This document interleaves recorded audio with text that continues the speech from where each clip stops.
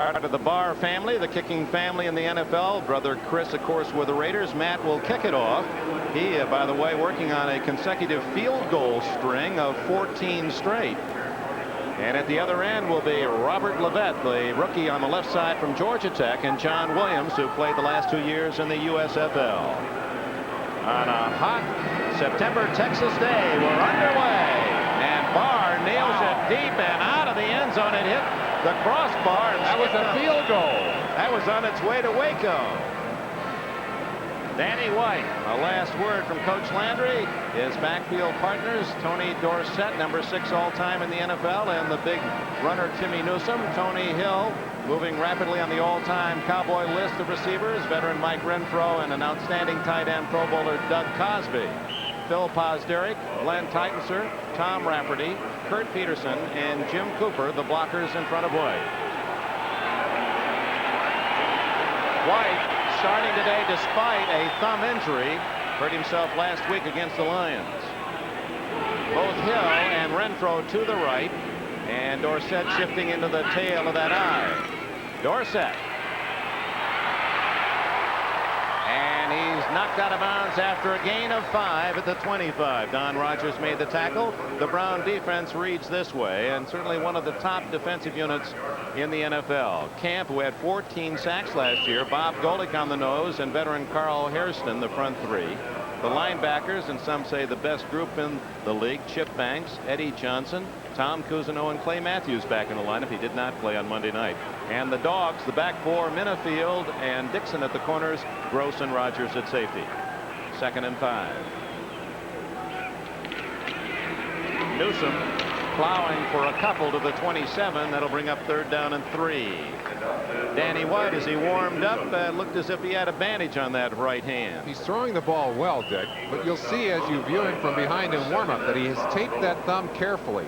Now, one of the problems he's going to have, especially until that thumb gets warmed up, is gripping the football. And occasionally that ball gets away from him. If that happens in the ball game, he might get an interception. So that's one thing we can keep an eye on during the early going. -2 touchdowns to intercepts here in 85, and out of the shotgun. 3rd down, 2.5. Over the middle and complete to Newsome. 1st down at the 32. Tom Cousineau and Clay Matthews with the tackle. Newsome with added responsibility now that Ron Springs is gone. Tom Landry has talked for a long time about the great talent and potential of Newsome. Newsome is getting a chance to prove that now. He is the starter. He is in the ball game, and you can't talk about potential anymore. You got to talk about performance. Haley carries 237 pounds out of that fullback position. Now lines up in front of Dorsett. Fake to Dorsett, the throw to Newsome, and he's down at the 33-yard line. Securing the tackle, Al Gross, number 27. Gross drafted by the Cowboys in 1983 in the 9th round, and he went to Tom Landry and said, hey, I can see the writing on the wall. You're not going to play me. Why don't you waive me now so I can get a chance early to hook on with someone else? And he went to the Browns and has been a fine player for them out of Arizona. Well, as many new faces as we see in the Browns offensive lineup, this defensive lineup is basically the one that Marty Schottenheimer has put together over his tenure as the defensive coordinator, and they have played together for a long while. Here they come, those cornerbacks right up on the line of scrimmage to give to Dorsett. 40, and Dorsett a 1st down at the 45 before Cousineau can drag him down.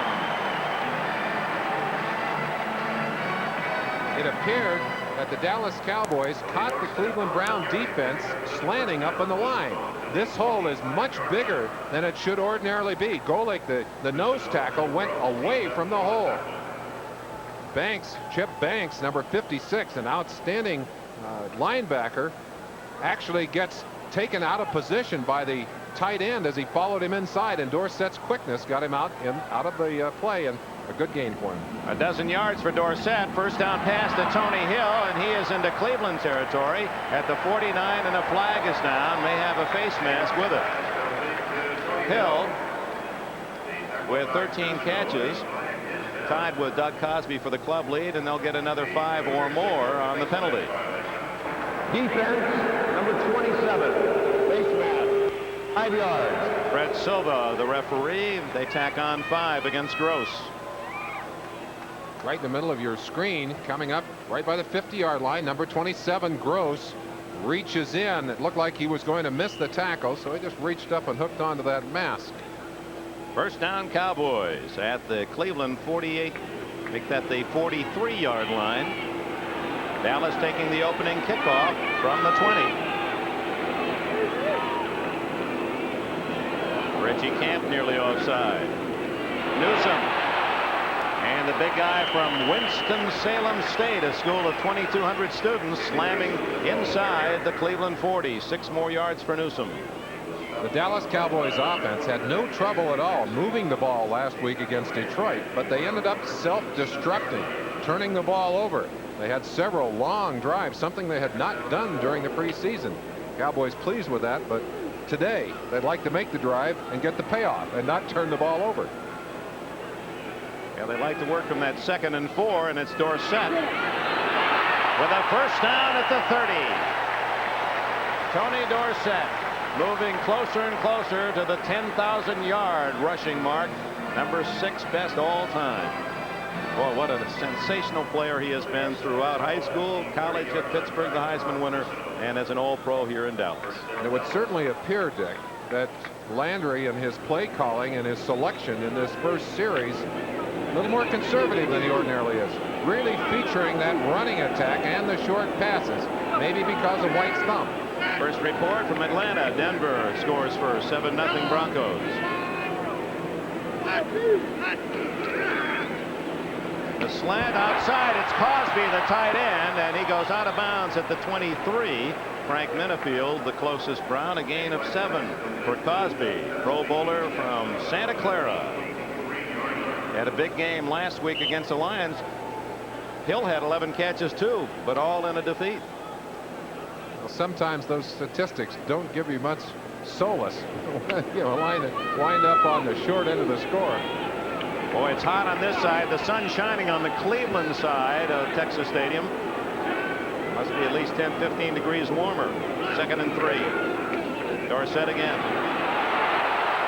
Oh, what a tackle by Don Rogers, who sliced sharply from his safety position to bring down Dorsett just as he was breaking into the clear.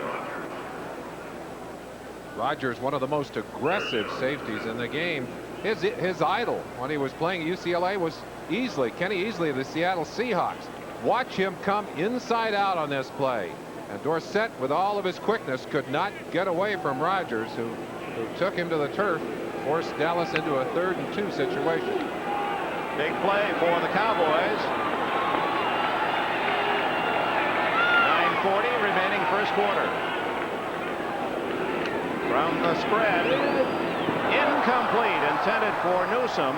Coverage by Eddie Johnson, and that will force Raphael Septien and the field goal unit to come in for Dallas. Septien this year is 3 for 5, a career long, matching a career long of 53 yards, and he's a happy man because Septien, a native of Mexico City, knows that his family in that horrendous earthquake of this past week, his family all healthy, okay.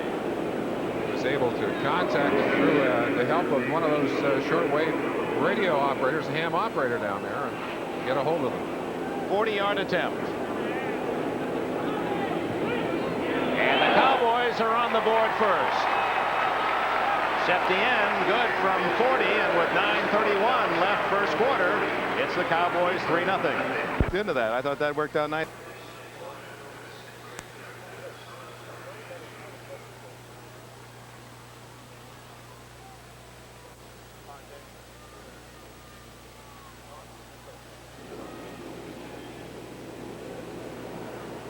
Septien with a field goal.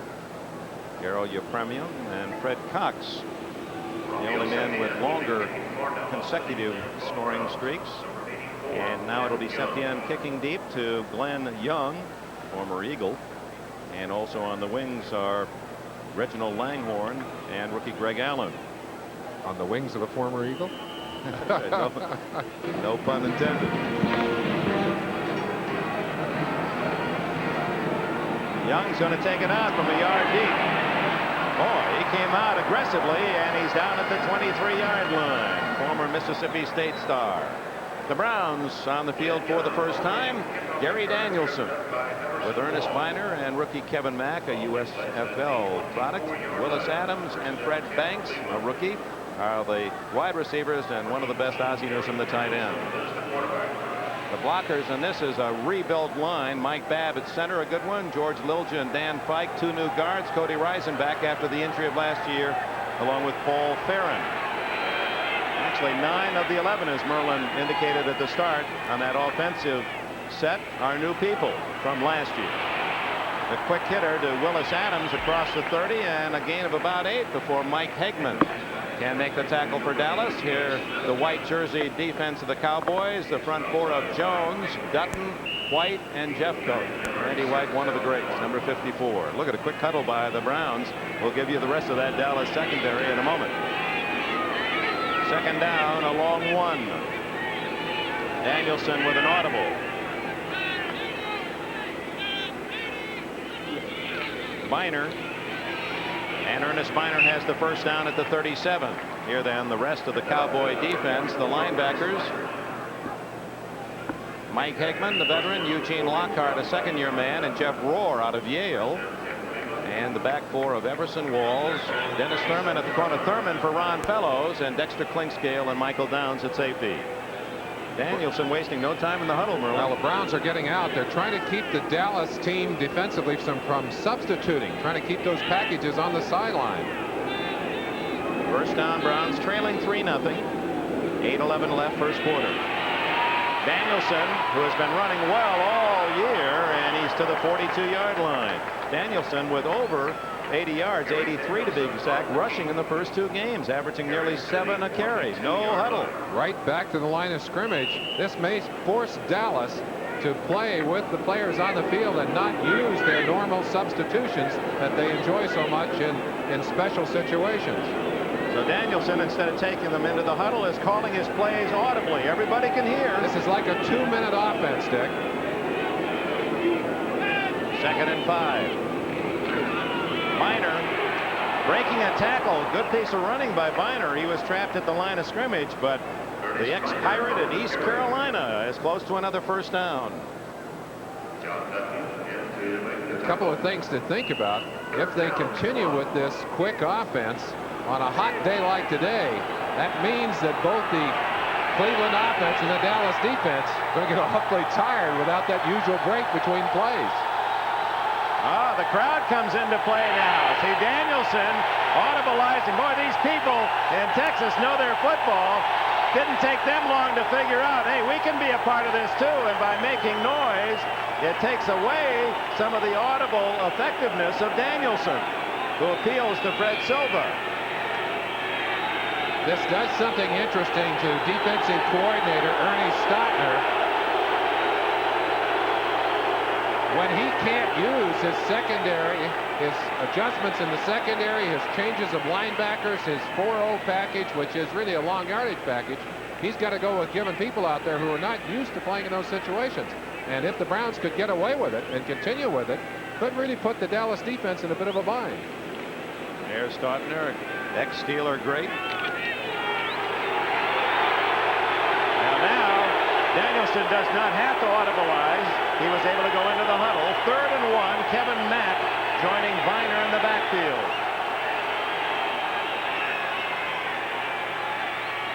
It's Mack. And with second effort, may have picked up the first down. Pushed back by Clinkscale and Downs. And several other Cowboys, but Mack on a good second effort. A young man from Clemson was the #1 pick in a supplemental draft, has the first down.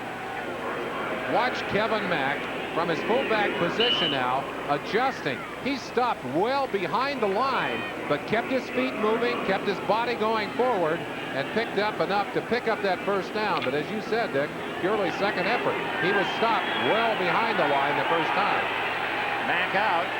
And the lone running back, Ernest Biner, behind Danielson. First down at the Cleveland 47. Biner knocked down by Mike Hegman.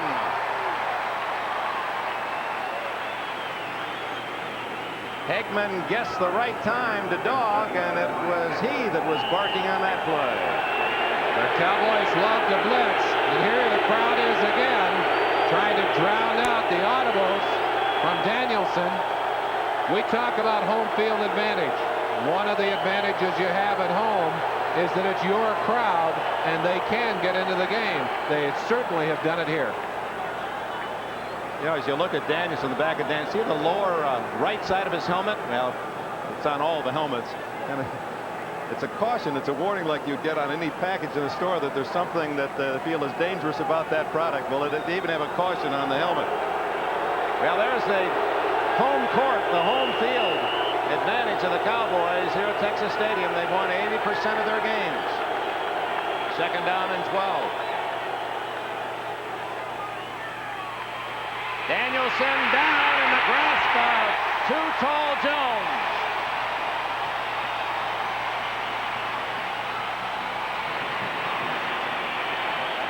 '11-year veteran from Tennessee State. When they picked him as the very first man drafted in '74, they got a winner.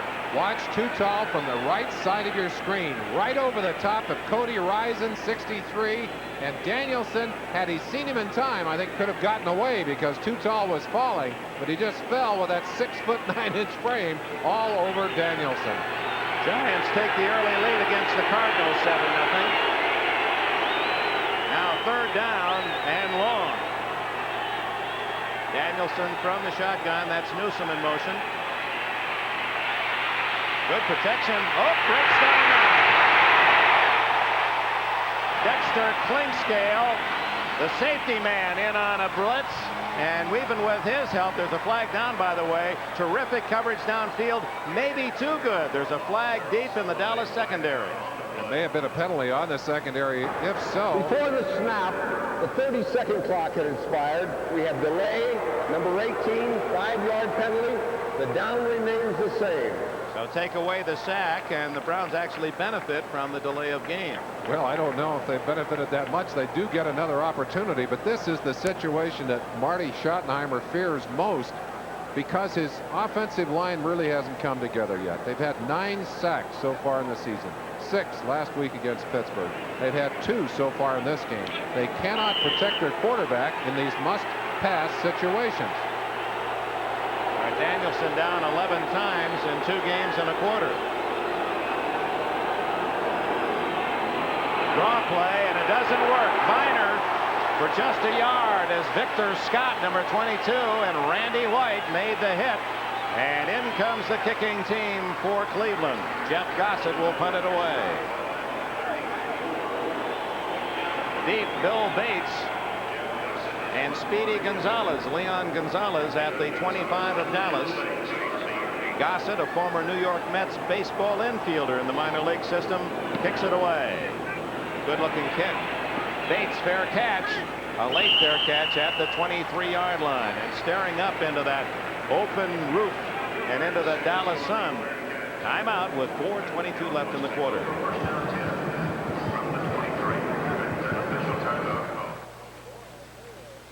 That made it interesting. Welcome back to Texas Stadium in Dallas. Dick Enberg with Merlin Olsen. 4 minutes, 22 seconds remaining in the first quarter. The Cowboys lead 3-0 on an official 39-yard field goal by Septien. Browns had the ball for 5 minutes and could not score. This is Dorsett, straight ahead for 2 yards. Other scores early on this third week of the NFL season. Pittsburgh leading Houston 7-0 in the first quarter. And the Eagles a field goal against Washington. The other scores that we gave you earlier: Giants 7-0 against the Cardinals, and the Broncos lead the Falcons 7-0. A John Elway 63-yard touchdown pass to Vance Johnson for the Broncos score.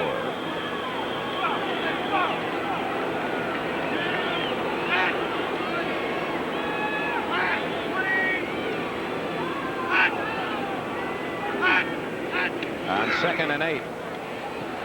Quite a screen to Dorsett. Well executed, and it appears good enough for a first down as they struggle to pull that ball free. 8 yards for Dorsett. Anytime you run a screen pass, you try and spread out that defense and then let the defensive lineman inside. Dorsett has to do some play acting here. Watch him fake the block, just float to the outside and then use his running skills after that to pick his way for the first down. Number 57, Clay Matthews, the linebacker, has to respond to this. He's got to sort through that mess. That's Rafferty, 64, with the block there. He does a ballerina twist, but does not get part of the tackle on that play. White to Cosby, and the tight end has a first down at the Cleveland 47. Don Rogers with a tackle, and White hit as he was throwing. Danny White said before the game, he said, the one thing I can't afford to do is to take a shot on that thumb. Now, I don't know if he hit his thumb or if he just got leveled, but he is in pain right now.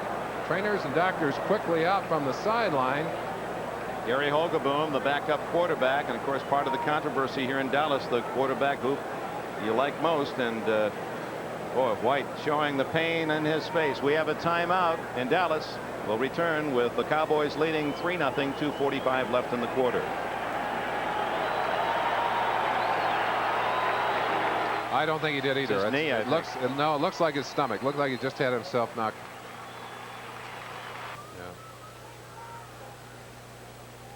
I think we'll see him after this play.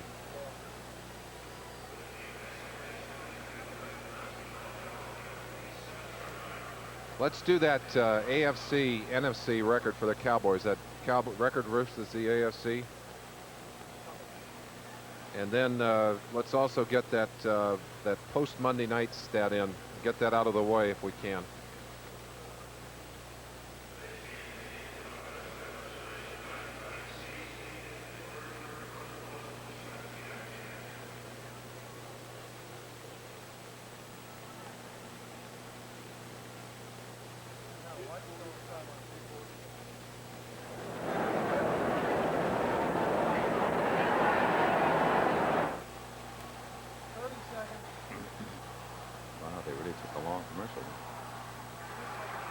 Well, in the injuries, they expect to take some time, I think.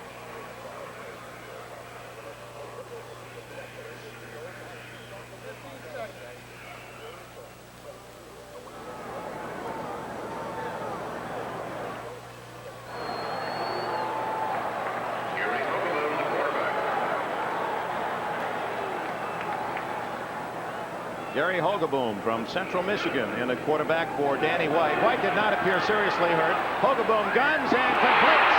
Cosby at the 28. First down. Now let's see if White comes back in. As he left the field, he appeared to be okay. The wind knocked out of him was the word we've received from the Dallas sidelines. But with that strike by Hogeboom, nope, that'll be a one-play opportunity. And White comes in. Two-men exchange greetings. That's the crowd may respond to that. Among the fans here and even among the players, they have their own favorites. And of course, that really split this Cowboy team apart last year. Landry wants to avoid that at all costs if he can during this season. Hill to the right, Renfro left on first down at the Brown 29. 3-0 Cowboys. Timmy Newsome ducks into the 24-yard line, a gain of 5. Let's go to Bob Costas in NFL 85. Hit by number 96, Reggie Kemp. Gain of 5, second down,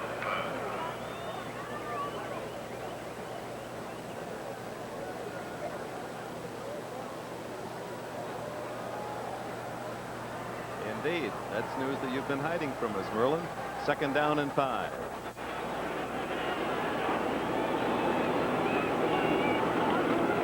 The give to Dorsett. And he's down shy of the first down. Tom Cousineau making the tackle. The Cowboys have relished their opportunities against the American Football Conference. That is the best of any NFC team. 35 wins, only 14 defeats as they meet the Browns of the American Conference today. As impressive as that stat is, I think the Cowboys' record against all opponents is pretty much in the same proportion during that time frame, Dick. Big 3rd and 2 for the Cowpokes with White in the shotgun.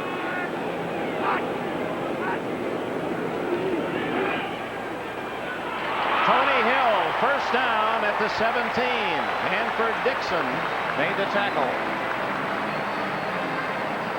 They go after the top dog, Tony Hill working on Dixon, doing an excellent job of going up to pull down a rather high pass. He paid a price for that, and as he hit the ground, you almost could feel a little wince on the sideline over there from Tom Landry. That's the end of the first quarter in Texas. The Cowboys lead 3-0.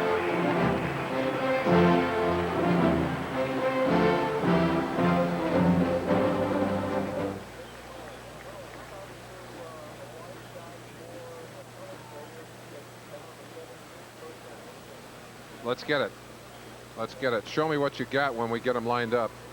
And we'll see the running game there. They'd love to do that.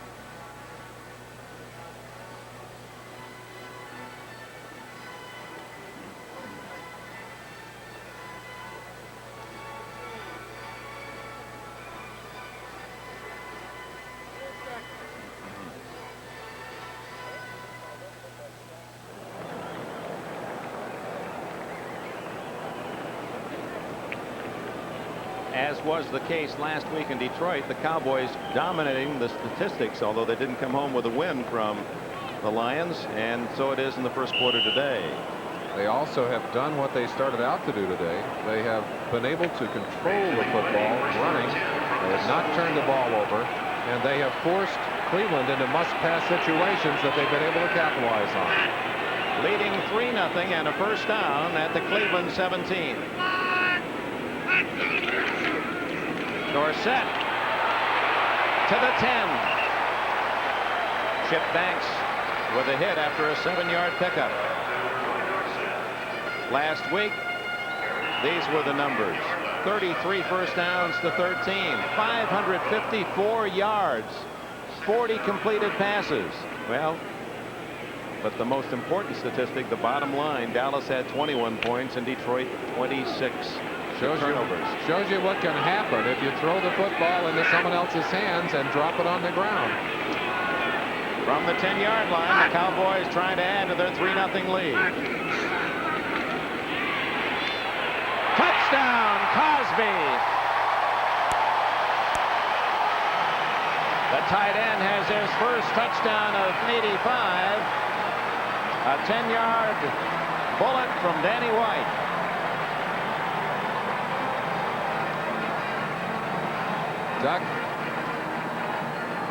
Big Doug Cosby, such a reliable tight end, so professional in his approach to the game, finds the open space in the end zone, comes away with a TD. Good pass by Danny White, too.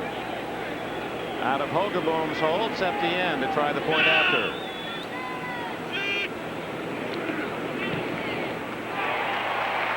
It is just good as he hooked it inside the upright. Timeout. 1 minute gone. Second quarter.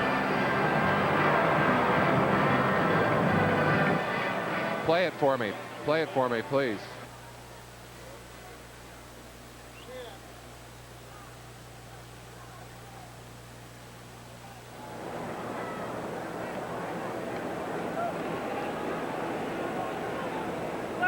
On that last play, Timmy Newsome right here in motion will just swing out to try and clear a zone, and Doug Cosby from his position will go down and stop and then just hook into the end zone to pick up that pass. Very nice execution by the Cowboys here as they find an open hole in the zone, and an excellent pass by Danny White to take advantage of the Cleveland defense. Cosby on the receiving end. He's 4 grabs already here in the first half. And now Septien to kick it off. 10-0. Dallas leads early in the second quarter. Glenn Young, the deep man again for the Browns. And it's Young 2 yards into his own end zone. And he gets it back to the 20, and a flag goes down with it. Dexter Klingscale, number 47, with the tackle along with Jefferson Walls. Check the penalty. And then we'll go back and look at that touchdown throw again. White to Cosby. Against the Browns, and that'll take it back to the 10-yard line. On the return, number 58, holding. It'll be first down. Scott Nicholas. Here's the touchdown play from the end zone perspective of Don Rogers trying to cover. these Cleveland Brown defensive backs favor the man-to-man coverage. They do not like playing in that zone. It was the zone that burned them in that situation. Now the Browns trailing 10-0, start from their own 10-yard line.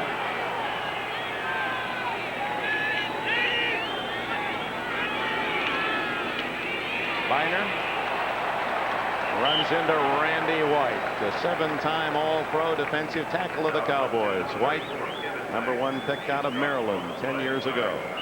Dick, one thing that I have really been pleased to see, do you remember the old frog stance that these Cowboy defensive linemen used to use? That used to drive me bananas because I knew that they couldn't move out of it like you can out of a three-point stance. Well, they finally jumped it. They're in a three-point stance now, and I think it really helps people like Randy White, helps that whole defensive line. Well, now he's in well, it this Randy's time. gone to it, hasn't he?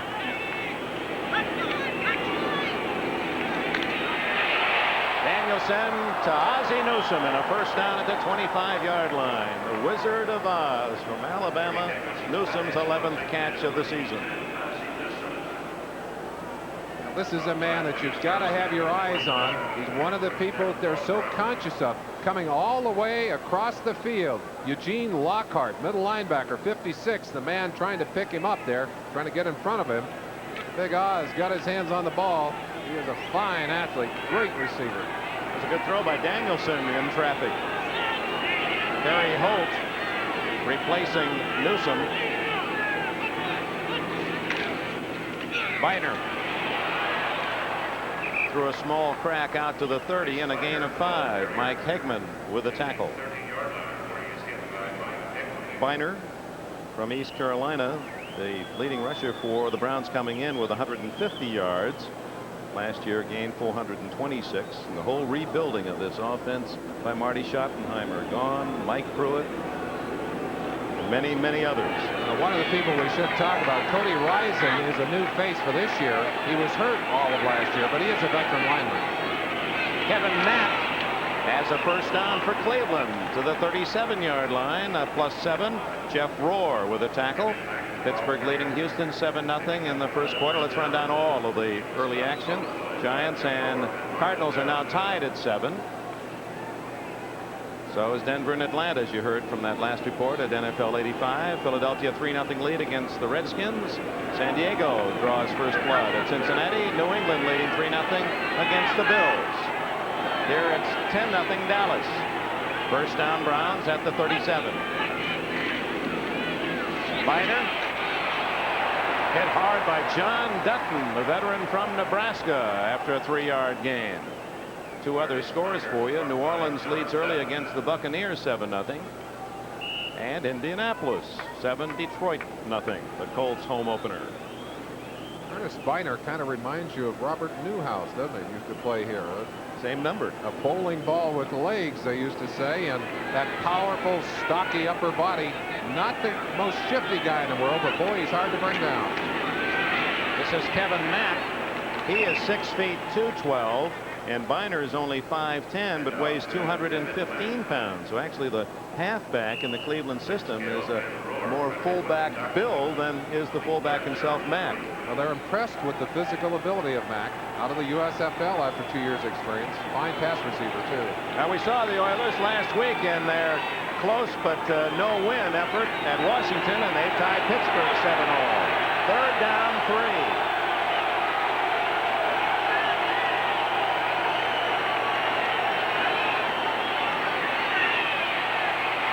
Danielson tipped and incomplete. Victor Scott covering on Biner, but someone got their hand up.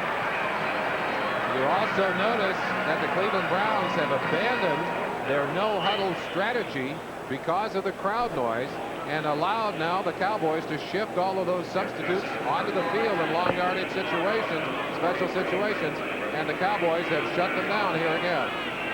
Jeff Gossett to kick for the second time with Leon Gonzalez and Bill Bates deep.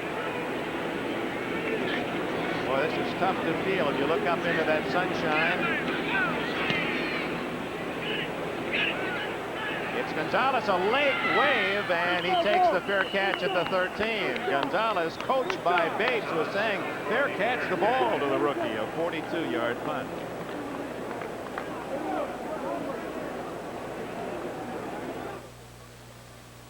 came close. Today's game is brought to you by National Car Rental. When you rent a car for business or pleasure, you deserve national attention.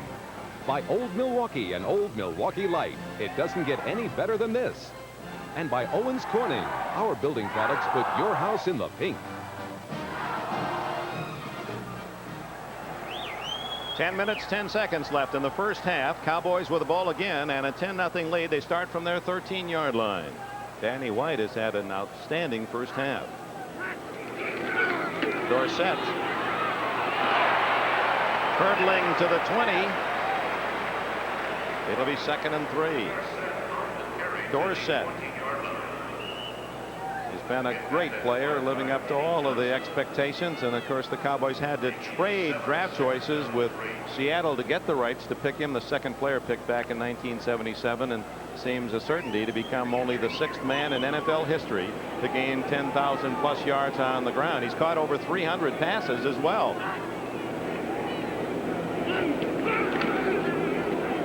Newsome bowling for the first down to the 25-yard line. 9:29 left first half. Let's go to New York. First down for the Cowboys. Running number 50, Tom Cousineau with the tackle. First down 10 from the 26.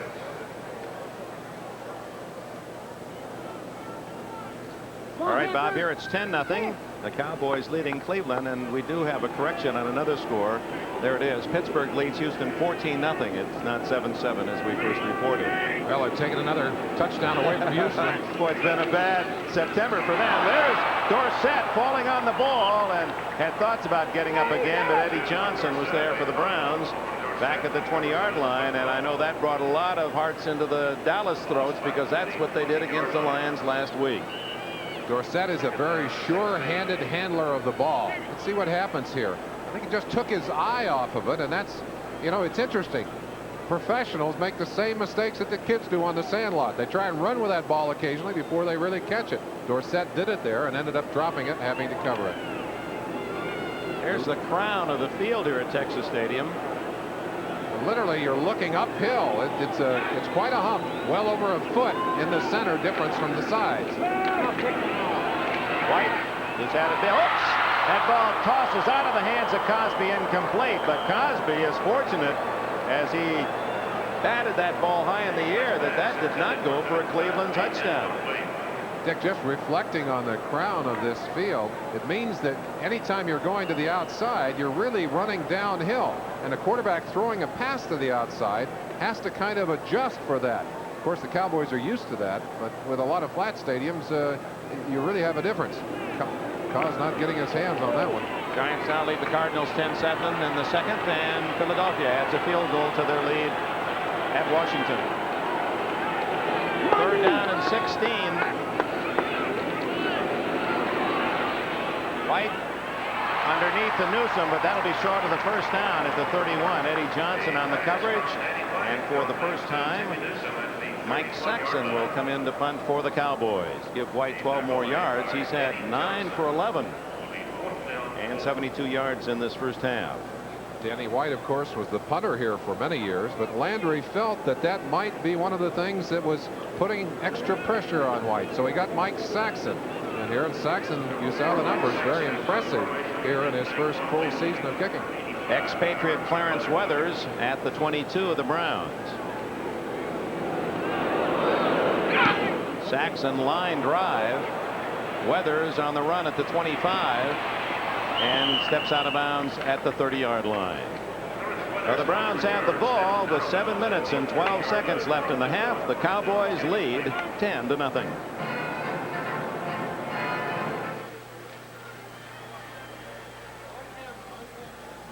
I need the shoes.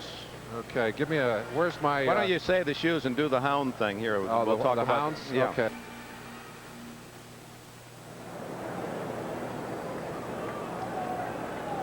Yeah, the Redskins had their grunters, the hogs, and now the Browns have the dogs, and they're barking.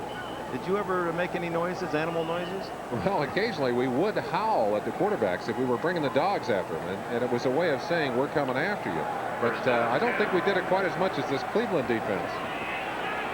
So when you were blitzing or dogging, you would howl, let that quarterback know something was coming, huh? Now the Browns down 10-0, and Danielson has a man open, but unable to bring down the ball with Fred Banks. Banks unable to grab that one. Would have been a good gainer. Let's go to Bob Costas, NFL 85. And it's Thurman defending on the play. 2nd down 10.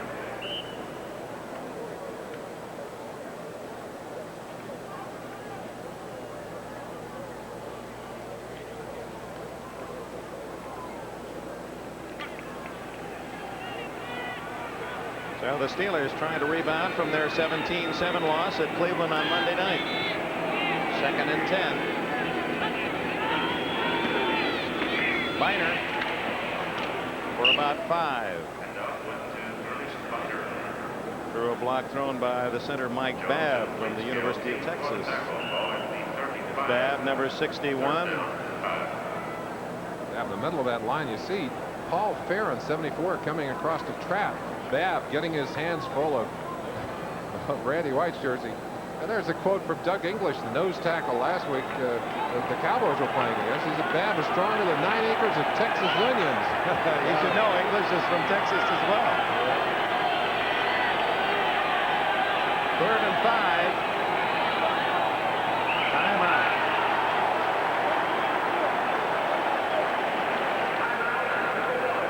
Willis Adams, who was the wide receiver to the left, seemed to be yelling back at Danielson. Then Danielson said, we'll call time. Browns have lost their timeouts in the last few weeks from mistakes like that, and that could be costly at the end of this half. That's Game Day, your Seminary magazine. You know, Banks there again. He should have caught that ball, shouldn't he? Yeah, let's talk about that. We didn't have time to do it because all right, we've done a little thing with Babb. Let's do Ozzie. I mean, I'm concerned that we may yeah. Let's do Ozzie first. Let's try and get a telestrator shot of Ozzie in motion too. All right. The other shot that we can get any time, but Kozar, we should kind of show him there sometime. He's got the orange jacket on.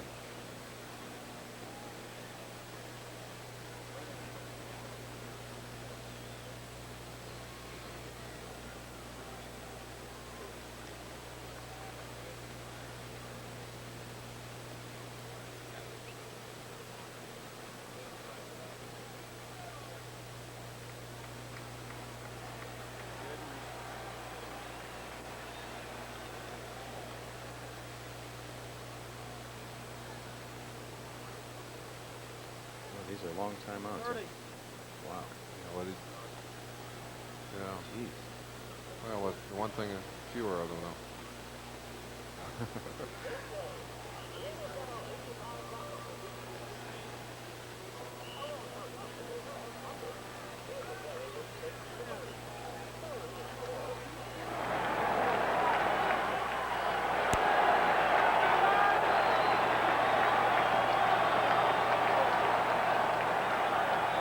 Cleveland Browns, a critical 3rd down and 5 at their 35, trailing 10-0.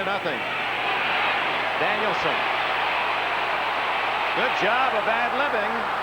And Jones chases him out of bounds at the 45. A 9-yard ad-lib run by Danielson. And his work in that regard has been a key to Cleveland's offense the last 2 weeks. It's also a very dangerous thing for a quarterback to have to run around, and you always look for flags after a run like this. Look at him sift through the pocket, gets away right there from John Dutton, still wanted to throw the ball. He can feel too tall Jones, number 72, on his tail, takes it out of bounds for the 1st down. Larry Cirillo, our producer, we'd saved that play. I'd like to look at that again from another perspective if we could. 1st downs today, Cowboys much more successful. Here's the 1st down run by Kevin Mack, and a flag is down. And Mack all the way to the Dallas 43-yard line before Eugene Lockhart can make the tackle. Let's go back to the play before, because as a defensive lineman, you can appreciate the effort here of Ed Jones. Watch Jones coming in 72. Now he will miss 74. Danielson the first time, but won't give up. He goes all the way around. Great polar route there as he comes all the way behind and hustles. And that's the kind of thing that coaches appreciate. On that last play here, Jim Jeffcoat, number 77, was being held by Paul Farron.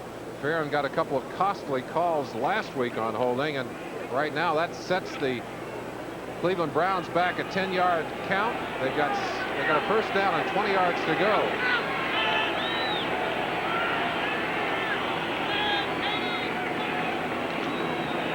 Biner, and there's too tall.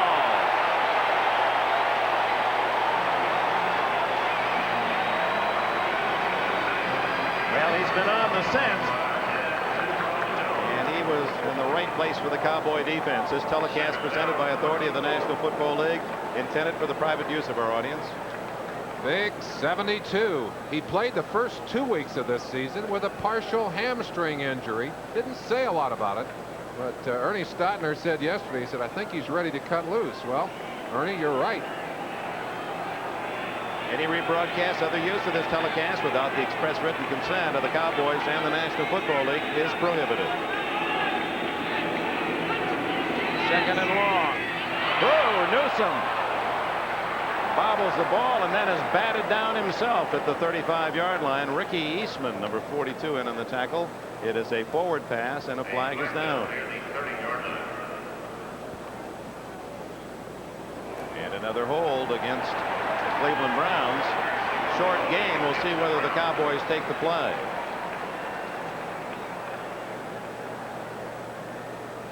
They'll take the 10 more yards back.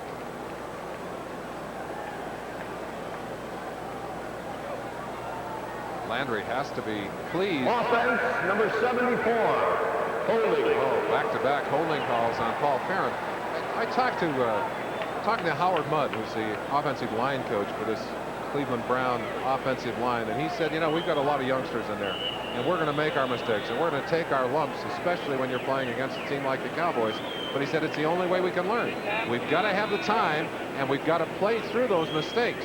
But this is a big, strong, young offensive line, and given time, I think they're going to be an excellent unit. But right now, they're giving their offensive coordinator all kinds of fits.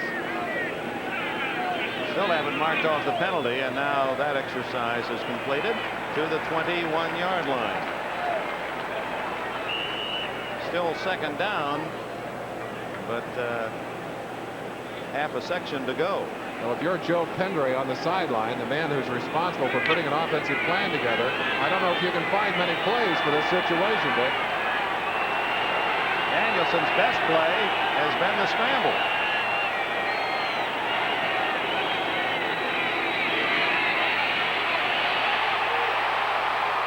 Underneath to Biner. Some good running by Biner. Gets some blocks. 30. And he's out to the 40-yard line. That'll be a long way from the first down, but gets a lot of the yardage back. Glenn Young, 84. A wide receiver threw a good block downfield. This is the kind of thing that can happen when you get an offense spread out. I don't believe this is a planned play. I think Biner's an outlet receiver. But there's pressure on Danielson. He finally just drops it inside. That's a couple of good blocks here. A miss by Victor Scott. Babb gets a block on Clinkscale. Good block right there by Glenn Young, 84. They finally tackle him. And that seems like a long ways to go to get to 3rd and 12. Actually, 3rd and 15. 3rd and 15, yeah.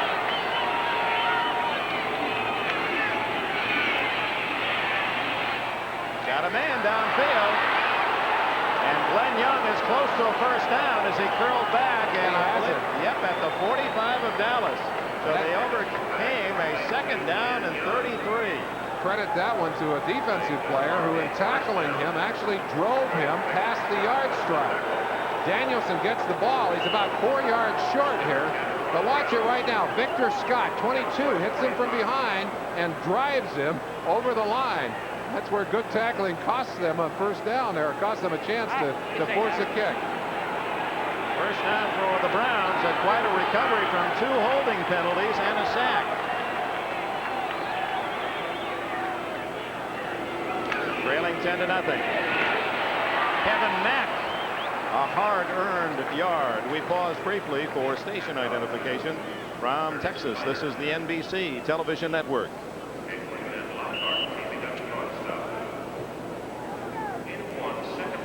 Texas Stadium in Irving, outside of Dallas, on a hot, humid afternoon. The temperature around 90 degrees, but much warmer than that down on the playing surface. Other scores. New Orleans with a 14-3 lead over the Buccaneers of Tampa Bay, and in the second quarter, Buffalo takes a 7-3 lead against New England. 2nd and 9. Cleveland trailing Dallas 10-0. Biner, one of the Cowboys, ran right by him. I believe it was Ed Jones who was going after the quarterback, and Biner just ducked right under him and picks up 7. A little misdirection play by the Cleveland offense coming back against the grain, and that's the kind of play that works well against the flex defense. Really, Landry's defenses are designed to stop the run first. They flow very well with the play, and occasionally, if you cut it back against the grain, you can pick up a nice gain, as they did there. 3rd and 3.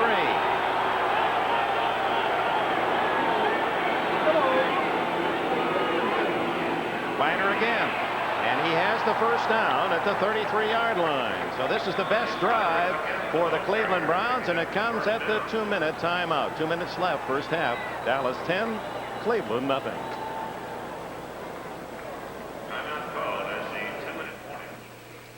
What was that third down? What was the worst they were there? It was 2nd and 30 what? 2nd and 33. Okay. I'd still like to get that Ozzie where were they? in motion there. 2nd and 33 at the I know. at the 21. Yeah, let's try and get that. If on a nothing play, let's talk about the reason that they do that kind of thing. And they got the first down at the Dallas 45. I know. Yeah. The other thing we'll get from that position possibly is all right. Okay. I've got a punt. You got a punt formation there for me.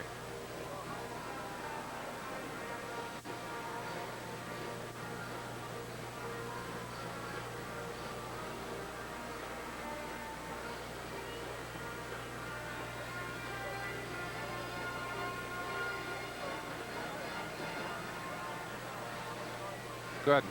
Yeah, good.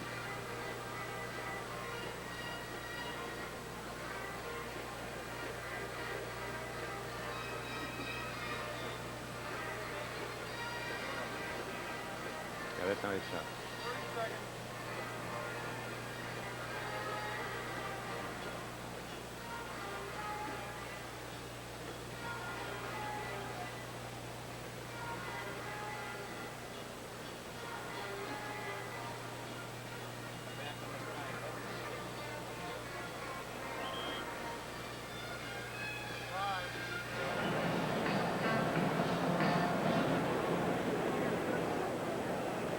It's stickier than 8th grade algebra here in Irving, Texas. Cleveland Browns with 2 minutes remaining in the first half, a chance to take a bite out of the 10-0 Cowboy lead. Danielson throwing on first down. That's a rarity, and he has a man wide open. Glenn Young down to the 3-yard line, a 30-yard throw. Young, his first catch of this season coming in this game. He did not catch a ball in the first 2 encounters against the Cardinals and the Steelers. Young is isolated on Dennis Thurman, 32. Thurman had played cornerback earlier in his career, has been playing safety for a long while, does not really have the foot speed to stay up with Glenn Young. And you see how far he was off of Young when Young made his break. It figured that they would try to isolate man-to-man on Thurman. They do it here. They come up with a big play. Ron Fellows, the regular corner, is out with a bad knee. He's not in uniform. First and goal at the 3. Whoops. Danielson to Biner, and Danielson lucky that he got the ball to his running back as he tripped, turning to make that handoff. That's the kind of play that Danny White made last week to cause a fumble inside of Detroit's goal line area. It looked like he caught the heel of his offensive lineman, That was Dan Fike, the big guard, and actually had to stagger back. Now that's dangerous to hand it off. Last week, Danny White tripped over Glenn Titanser 3 different times. And the Browns, once inside the opponent's 20, have a perfect record, 27 scores, field goal or touchdown. Now it is 2nd and goal. Danielson in trouble. It's intercepted. Everson Walls.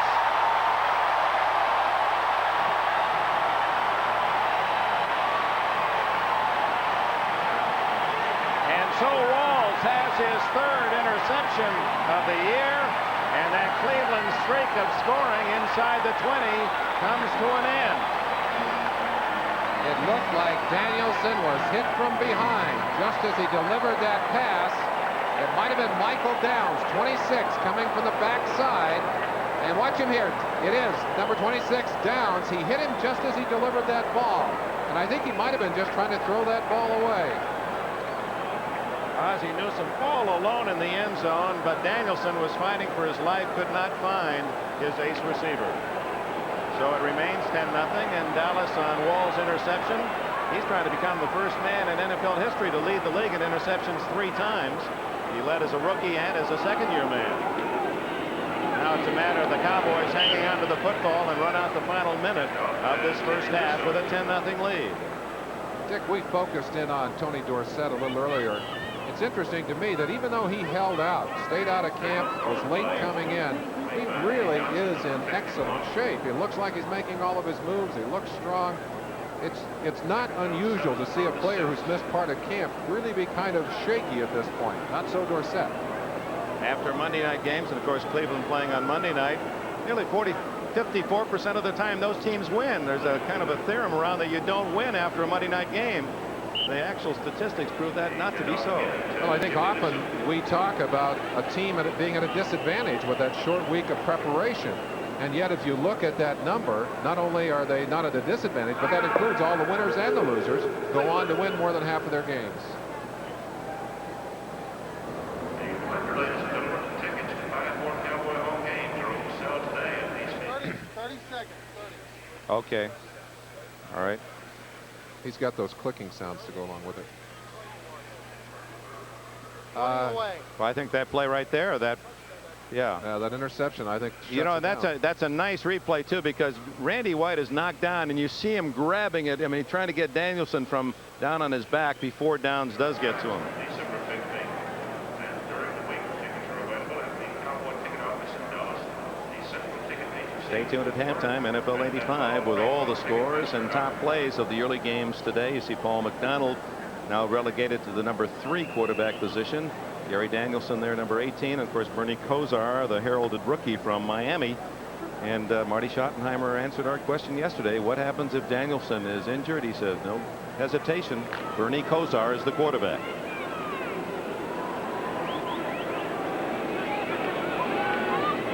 Third down and 5. Dorsett into Cousineau's grasp, and immediately time called by the Browns with 14 seconds. So Cleveland will have a final chance. And Merlin, here is a spot, if nothing else, with 14 seconds left on a punt, a fair catch by the Browns. They could get the ball around the 50 and then be allowed a free kick at a field goal. I don't know if that's what Schottenheimer's thinking about, but well, that's a possibility. The other possibility is to try and block the punt. And the Browns, for the first time since 1975, when Turkey Jones got a piece of one, Chris Rockins got a piece of a punt last week against Pittsburgh. So Marty has his choice. The kick will come from the end zone, and indeed you might get that kind of fair catch opportunity. Barr, as you remember, kicked the ball all the way from his own 35 and made a field goal on his opening kickoff. We'll keep our eye on 37 Rockins. He'll be lined up on the defensive left side as Mike Saxon, drafted by the Lions last year out of San Diego State, the punter for Dallas, will kick from around his goal line. You might see the combination of the rush as well as an attempt for the free kick here. Clarence Weathersdeep for the Browns at the 41.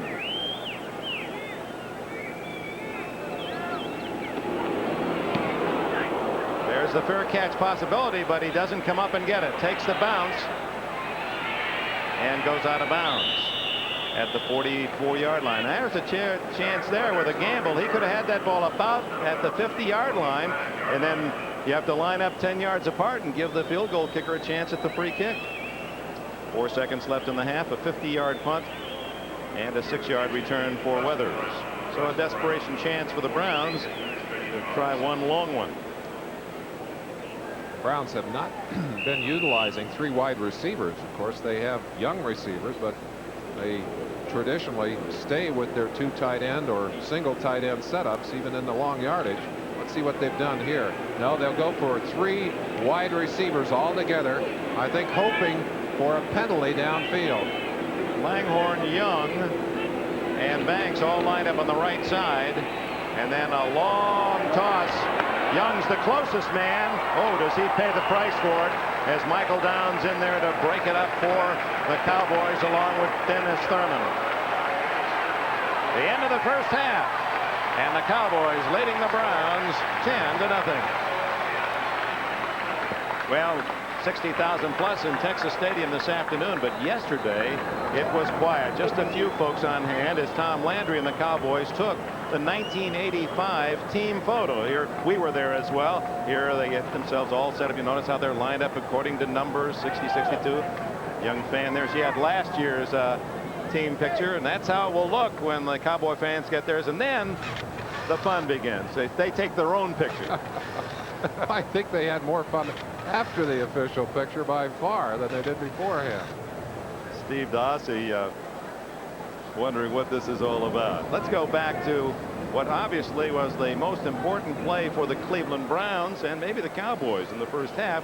The Browns driving, a chance to pull within 10-7, and then the play by Michael Downs, also by Randy White. A chance really to get back into this game. Randy White, number 54, clawing at his feet from the backside, 26 downs, and it looked like that ball had a chance maybe to be thrown deep. I just think he wanted to throw it away, but the back of the shot in his back dropped it right into the hands of Everson Walls.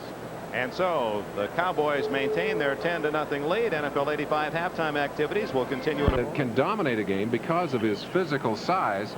You get a feeling right there for the kind of cold air he's looking for. This second half, by the way, with that sun creeping across the field and the heat escalating, and the heat will be held in this carpet, could be a big problem for some of the bigger men. First half statistics, as you might expect, an edge to the Cowboys, but not nearly as much so as we saw in the first quarter. Now, much of that difference coming on the one long drive. Passing yardage, 5 for 9, not bad for Danielson. 10 for 12, excellent for Danny White. But the big mistake, the big turnover, that interception makes all the difference in the world. What could have been a 10-7 game or at least a 10-3 game now still remains a 10-0 game. The Browns will get the ball first. That last drive that ended with the interception by Walls at the goal line featured Cleveland overcoming a 2nd and 33. Danny White, good numbers, 9 for 11 and 72 yards. Left the field for one play. Wind knocked out of him, and Gary Hogeboom came in to deliver a pass and a first down to keep a Cowboy drive alive. One of those passes belonged to Hogeboom, by the way. We better not give Daddy credit for all of them. So, with that sun in that open spot on the roof now growing so that most of the entire playing surface in sunshine, and that's not good news for the players. And one of the things you do if you're the home team, you try and make the visiting team uncomfortable. Here they put you facing the sun. They put you in the heat. You see the left side of your picture there, that's the Brown sideline. They're not only looking right into that sun, but let me tell you, it's probably 10 to 15 degrees hotter over there than it is on their sideline. And it's hotter in dark uniforms. The Cowboys also wear the white in the heat. Glenn Young at the 1. Young just across the 20-yard line, and the flag goes down. The last kickoff return by the Browns, they were guilty of a hold, and this is a block in the back that'll take them to the 10-yard line once again. Unfortunately, a number of mistakes by the Cleveland Browns here in this first half, and yet, Dick, with all the problems. Back, number 47, illegal block above the waist. Half the distance, 10-yard line, first down. Larry Brazil Number 47 guilty of the push in the back. With all of the problems that the Browns have had offensively, because of that rock rib defense, they are still very much in this game. And if their offense can get it on track, you've got to believe that there's been a heavy conversation in that locker room about the importance of scoring. They can get back in this game. First down, always a key. 4.8 yard average for the Browns. For the Cowboys, more successful, 6+.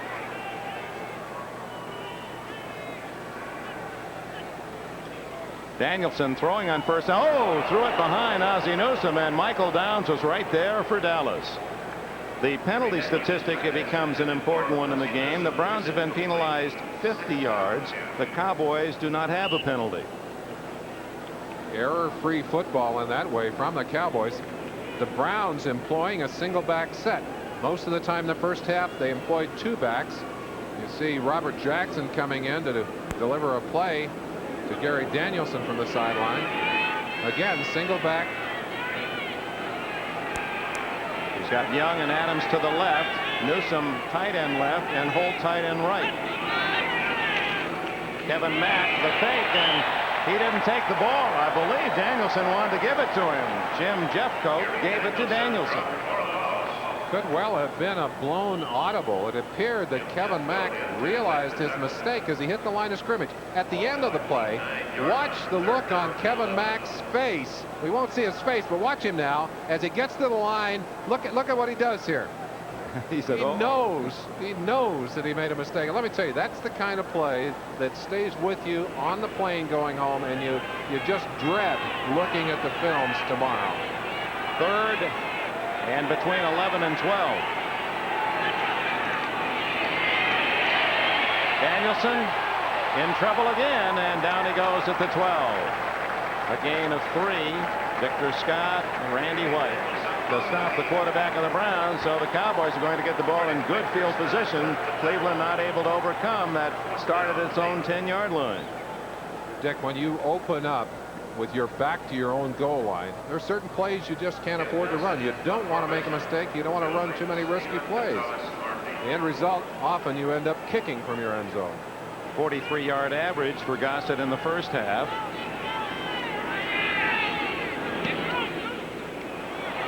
Short. Well, it's a bad kick, and it goes out of bounds inside the Cleveland 40-yard line. Gossett had almost too much time. A dying spiral that was spinning back toward the Browns goal line and out of bounds at the 37, just 25 yards for Gossett. The Cowboys wrote their own script for the first quarter of this game. They couldn't have written a better beginning for the second half. So from the 37-yard line, Danny White with Tony Dorsett and Timmy Newsome as running backs. Both Renfro and Hill wide receivers to the right, tight end Cosby to the left.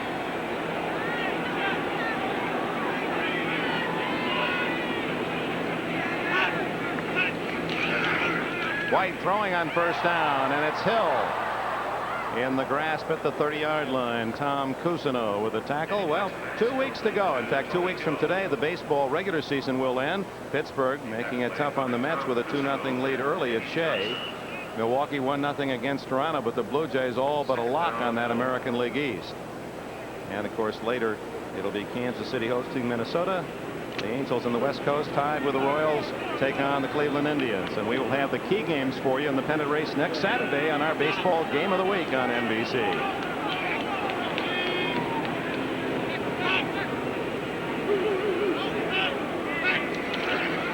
Dorsett. They forced him wide, took his blockers away, and out of bounds goes Dorsett with a loss at the 32. Little Frank Minifield, number 31, up there to force the run. Excellent penetration by number 56 Chip Banks. Banks forcing that play wide, as you saw Dorsett having to go around the big stack of bodies. Anytime you do that, you put that cornerback in excellent position to come up and make the tackle for a loss if he can make it. Of course, Minifield made it in that case. Former southpaw quarterback in high school, Chip Banks, and then an All-American at Southern Cal. 3rd and 4. Going long, but too long for Tony Hill. Frank Minifield on the coverage. Minifield only 5'9", and a flag flag is down at the line of scrimmage. And finally, the Cowboys are going to be tagged with a motion penalty. Chip Banks, who ordinarily plays at left end, had moved over to right defensive end on that play to get some pressure, try and get some pressure on Danny White. This is a tough call here for the Browns. Now, do you take the penalty and give the Offense, illegal formation, right side of the line. Refused, 4th down. They're going to make the Cowboys try the long field goal. Here's number 56, Chip Banks, in a 3-man or 3-point down position, and they're running a stunt to free up the inside man, 79, Bob Golick, who got in and got good pressure on Danny White, the quarterback. The penalty is refused. Septien will be going for a very long field goal. 49 yards.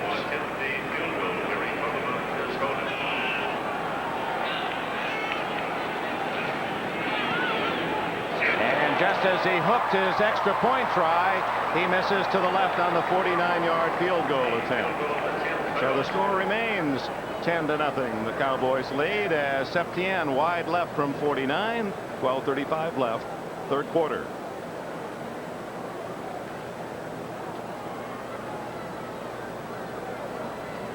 Yeah. Okay. It's fine. Let's try something with it. We still haven't done Ozzie, and we can do it from the back side of the offense here, can't we? All right, let's do that motion thing and talk about why they stop and turn their heads and the rest of it. Who do the Browns play next week? You know? And would you ask Axelm if Creme Fraiche, the winner yesterday of that big derby, Louisiana Derby, is eligible for the breeders when we do that promo? You see my stat sheet? It's in a black folder. Have you seen my stat sheet? There it is, over there. My stats are over there in that. Right. Underneath here. Aren't those mine? No, those aren't mine. Where the hell are they?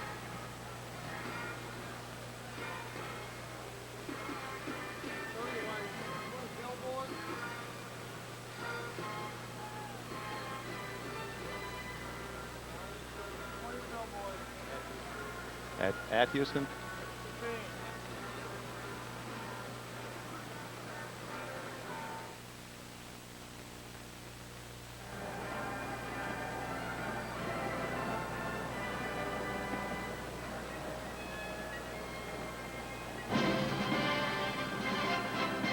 Today's game is brought to you by Coors Light, the Silver Bullet. There's no slowing down with a Silver Bullet. By Chrysler Plymouth, who invites you to discover the new technology of driving at your Chrysler Plymouth dealer. And by Kentucky Fried Chicken. We do chicken right. After the missed field goal, the Browns take over at their 31-yard line. Kevin Mack. Oh, what a good play by Michael Downs. Free agent from Rice, 6'3" and 204, and he met Mack head on, and no forward progress by the big Cleveland runner. And again, well, not at all.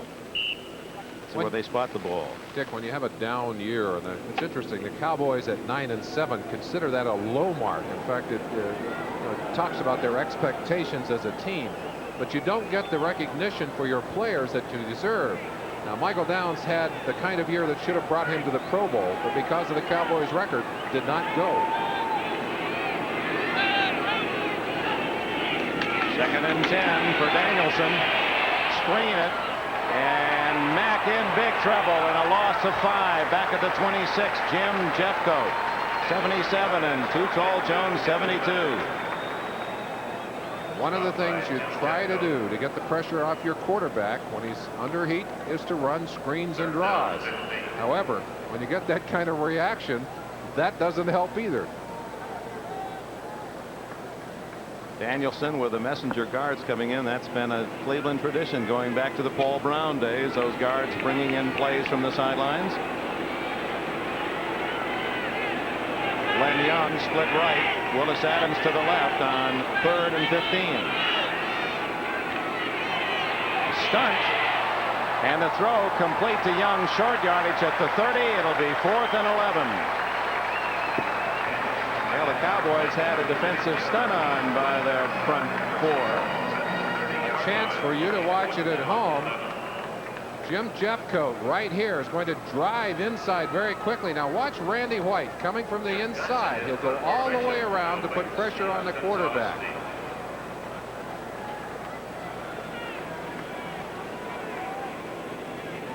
Still gets it away. Good job by Danielson under pressure.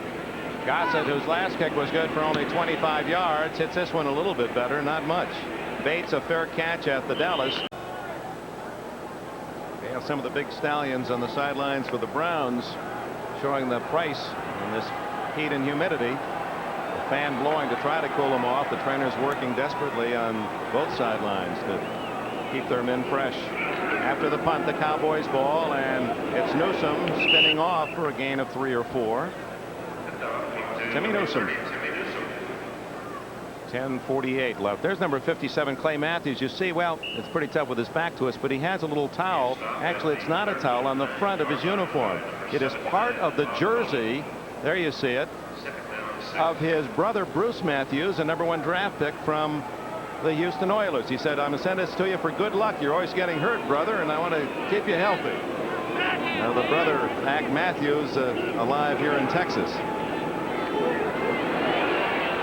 Danny White, and a good catch by Cosby. A lick from Rogers, but Cosby hangs on for 13 more. An excellent job of faking, and that's kind of a, well, not a lost art, but something you don't see as often in the NFL anymore. Little fake to Dorsett. White just a little half roll, finds Cosby all by himself, delivers the ball. Cosby heading for the sideline. May have been bounced a little bit on that play. 85, Fred Cornwell. They call him a Cosby clone. He's a second-year man from Southern California and at a tight end. First down at the 48-yard line of the Browns. Dorsett drilled back at the 49-yard line as the veteran Carl Hairston played much of his career with the Philadelphia Eagles, slamming through to make the tackle in the Dallas backfield. Flag down. It's a very physical defensive team, Dick, and they're very basic in the way they approach the game. But one thing they do know is how to handle their responsibilities on the field. They always know what they're doing out there. You can see that from this vantage point. Number 85, holding, 10 yards, first down. Yeah, I'm a bit surprised they took the penalty, Merlin. They had 4 yards on the loss, would have brought up 2nd and 14. Instead, they go 1st and 20. Well, it's a 10-yard loss, Dick. It takes them back quite a ways, forces a different kind of strategy altogether, but of course does give them the chance to repeat the down. Fred Cornwell, who had come in for Cosby, instantly gets his name announced over the PA system. However, I'm not sure that's the way he wanted it to be. Well, he's replaced, I believe, now. No, he's still in there. All right, 1st and 20. Hill to the left, Renfro wide right.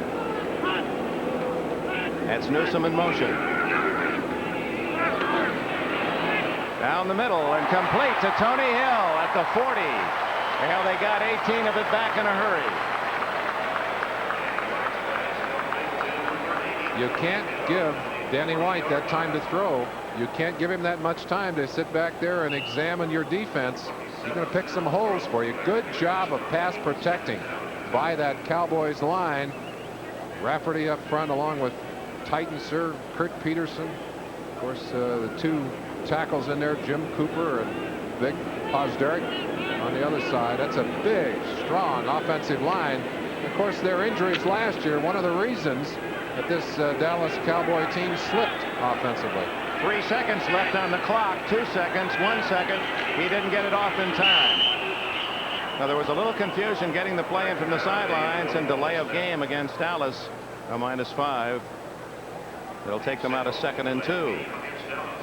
Tom Landry, 26 incredible years in the league as a head coach, now a young 61. We asked him yesterday to coach him.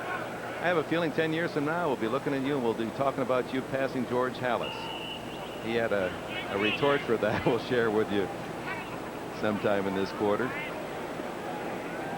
He said he's not going to be here 10 years from now, but many thought he was going to retire 4 or 5 years ago. He said he's not making any plans for retirement either.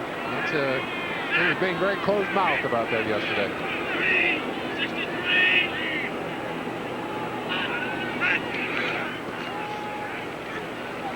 Going for it all to Tony Hill. And Hanford Dixon is called for interference.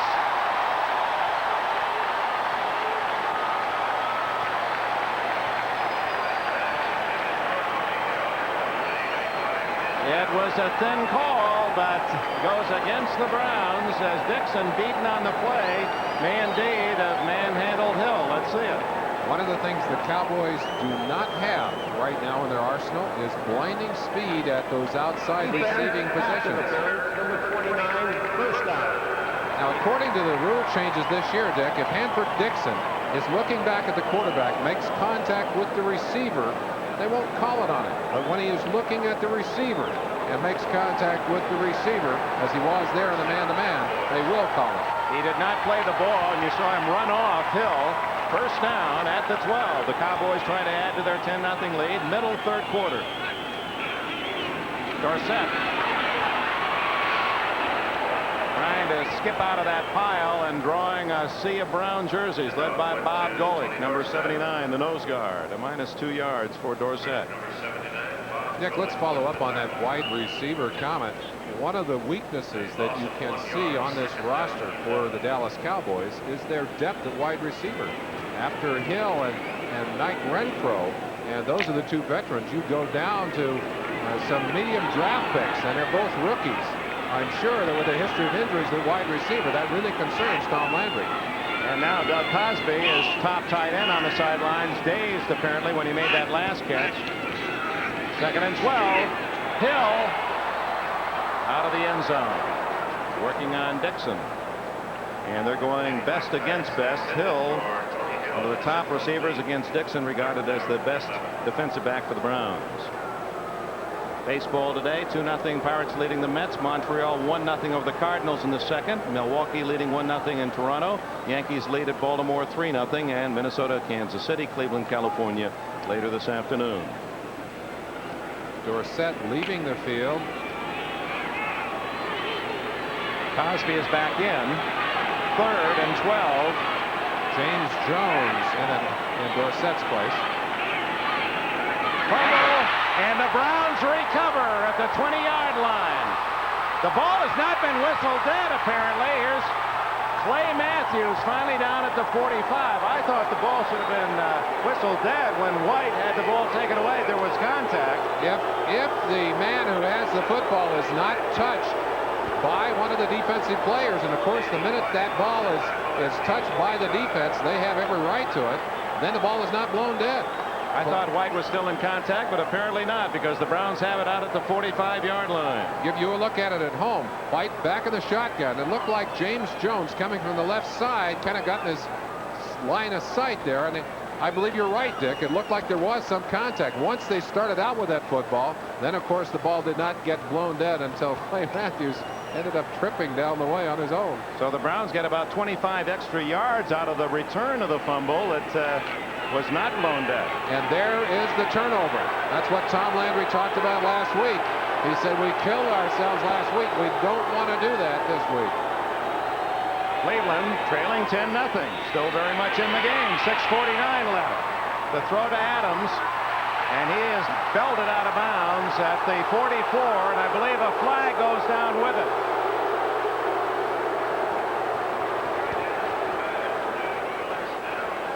Excellent pickup by Ernest Biner of the blitz up the middle to give Danielson time to throw that football. First down at the 44 of the Cowboys. I think the hassle on the sideline, there was a question of whether he'd held that ball when he got out of bounds, because the ball did go loose, but they said he had it when he went out of bounds with it.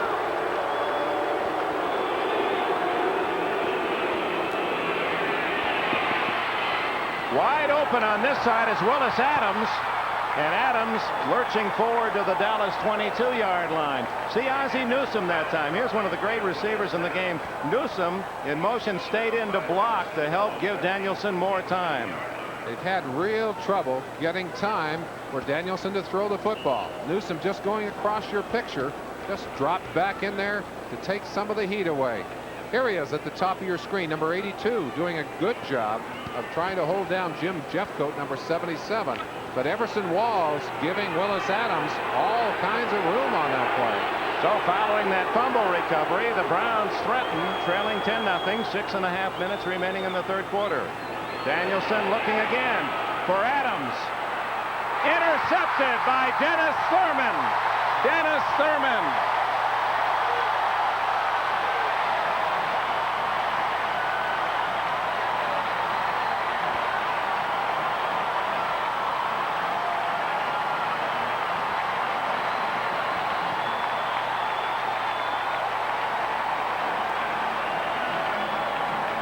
Danielson intercepted twice, both right at the goal line or in the end zone. Very frustrated Gary Danielson to the sideline. Marty Schottenheimer said, that's all right, we still got time. But that ball thrown in an area where it looked like Willis Adams might have had a chance at it, but he lost his footing. He lost his footing. Dennis Thurman just stepped in front of him, carried it out of bounds. We mentioned that they'll go after Thurman in that kind of situation, and after apparently abandoning their running attack, some explosive aerial work by Danielson and the Browns, but they end up turning the ball over, and the Cowboys have another shot at it. It appeared to be Ron Fellows out of uniform. You saw shaking hands with Thurman. Thurman moving from safety to cornerback, and admits that that really isn't his best spot, but somebody's got to play out there with Fellows' knee injury. He's always in the right position. His nickname is Coach. They keep him in there because he has that experience. There's Marty Schottenheimer. What a fine man he is. I'll tell you, I think he's going to do a successful and very positive job of rebuilding this Cleveland franchise. He's already rebuilt the defense. You see him encouraging, a very emotional coach, a very positive man, though. He wasn't yelling at his players after that mistake. He was saying, all right, let's go. We still got time. Didn't want to get them down. Always on the positive note. Dennis Thurman, meanwhile, celebrating, enjoying a 33rd career interception. Quite a scoring fest in Cincinnati. Anderson and Fouts tied at 20, third quarter. Thurman, who came early to camp, summer camp out at Thousand Oaks with the rookies so that he could help the young defensive backs. And he's at the same time made sure that, hey, I want to get another year in this league too. And I was in as good a shape as I've been in quite some time. So Dallas and the Cleveland Browns drive deep and both come away empty. The Browns intercepted, and White fumbling that attempted handoff to Jones. Dorsett cutting back, but right into the grasp of Eddie Johnson and Bob Golick, a gain of a yard. Cosby is back in now for Dallas. Another score tied. Broncos and the Falcons 21-all in the third quarter. Dick, they say good things come in threes for Eddie Johnson. He's hoping that he can have a couple of big plays back to back on that one. Johnson, however, was involved in an interesting thing in camp on Thursday. Marty Schottenheimer said we had 3 players go down with ankle injuries. Johnson, one of them. They were concerned about whether he would play today. Luckily, all 3 are back on the roster today and playing. Screen to Dorsett, and he's got blockers. Out to the 38-yard line before Reggie Camp, 96, can down him. Rogers tripped him up. Glenn Titensor, number 63, with a good block in front of Dorsett. A play designed to let the defensive linemen think they have penetrated on the quarterback. You saw the good play acting there. Number 51, Eddie Johnson, with a shot at Dorsett, but Dorsett just too quick. They finally got to him with good pursuit from Reggie Camp, number 96, all the way from the left end position. 17 yards on that catch.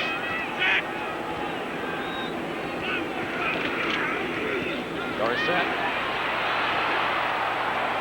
Clay Matthews chasing the play, slowed him up, and Cousineau finished him off along with Don Rogers, but not until Dorsett had 9 more yards. Well, they did, the offensive linemen. There are a lot of things that are changing, but some things stay the same here in Dallas. Those linemen traditionally set, and then they all raise up, set again. What does that accomplish? Well, I think initially it was designed to try and shield the defense from the shifts that were taking place behind the line. It has, however, become kind of a trademark for this Tom Landry team. And it doesn't serve that much of a useful purpose now, but it's kind of their way of saying, hey, we're still the Cowboys.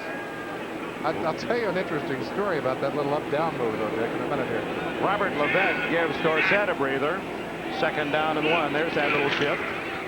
And Newsome has the first down that would appear close to the 50-yard line. Clay Matthews with a tackle.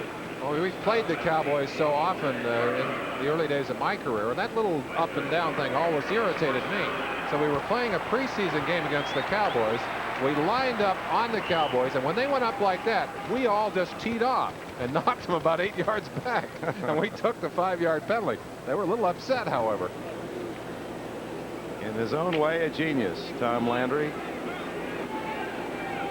New York Giant back, a World War II bomber pilot. First down at the 49 for Dallas, leading 10-0. And the quick out to Cosby, dropped at the Cleveland 46-yard line by Al Gross.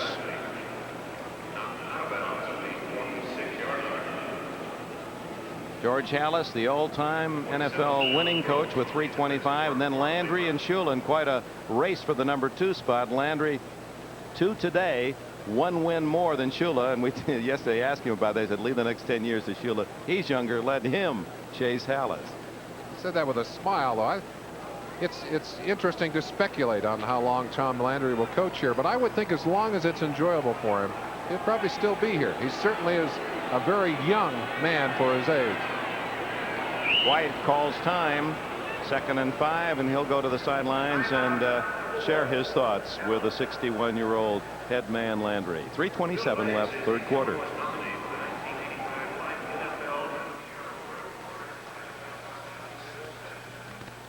Can you get let's get that Leo. Let's find Leo Murphy. Can you find him, Larry? Because there's a nice tag for Landry. There's a nice tag for the Landry thing. I don't see him out there, do you? He's right there in a white hat, I think. Yeah, Leo. yeah. Okay. He is not the head trainer? No, he's not. Let's talk about it. And you know, the interesting thing is that when I'll tell it to you on the air. It's more fun.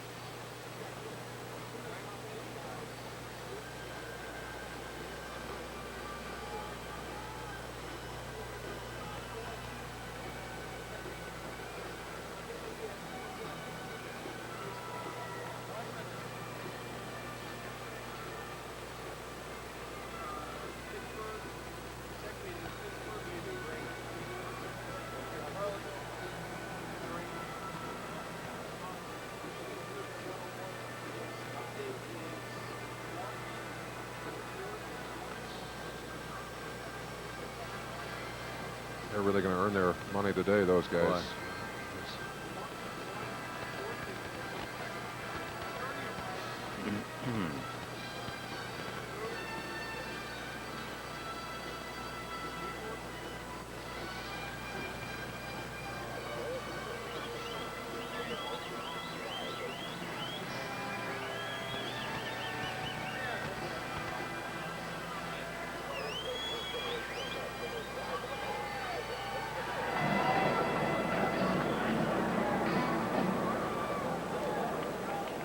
Well, guarding the well along the sidelines, Cleveland side of the field, Leo Murphy.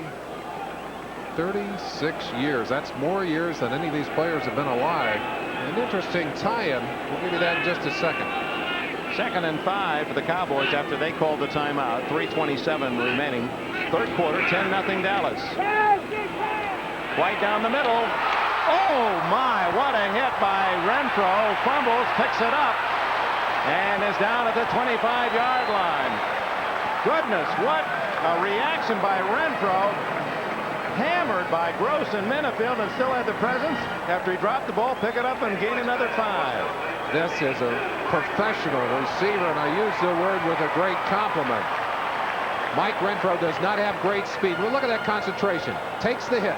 The ball bounces loose, had possession. He gets right back up, takes the ball, and runs away. The only question there was, did they give him what they picked up on that run? And I believe they did, didn't they? Another 5 yards to the 25. That was Renfro's first catch. Punishing, but productive. Dorsett back in the lineup. Good play by Minifield, who held his ground on the corner, turned him in. A 5-yard gain. Let's go to Bob Costas.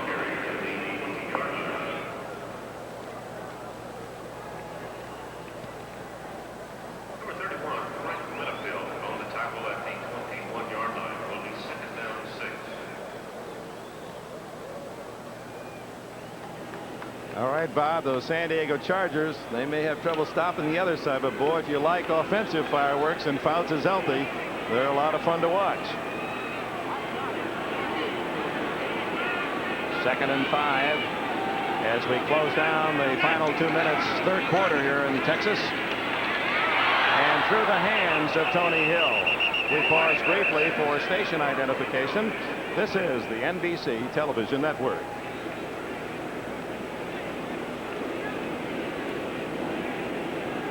With Merlin Olsen, Dick Enberg, score 10-0 Cleveland, late 3rd quarter. Dick, just to finish that thought, we were talking about assistant trainer Leo Murphy. He spent 2 years in the old All-American Conference. One of those years with the New York Yankees. And one of the young players on that team, who would you think? Tom Landry. Tom Landry. That's 39 years ago. 3rd down, a short 6. Pressure on White. Gets it away to Newsome, and a 1st down inside the 15. Clay Matthews made the tackle, just enough for the 1st down.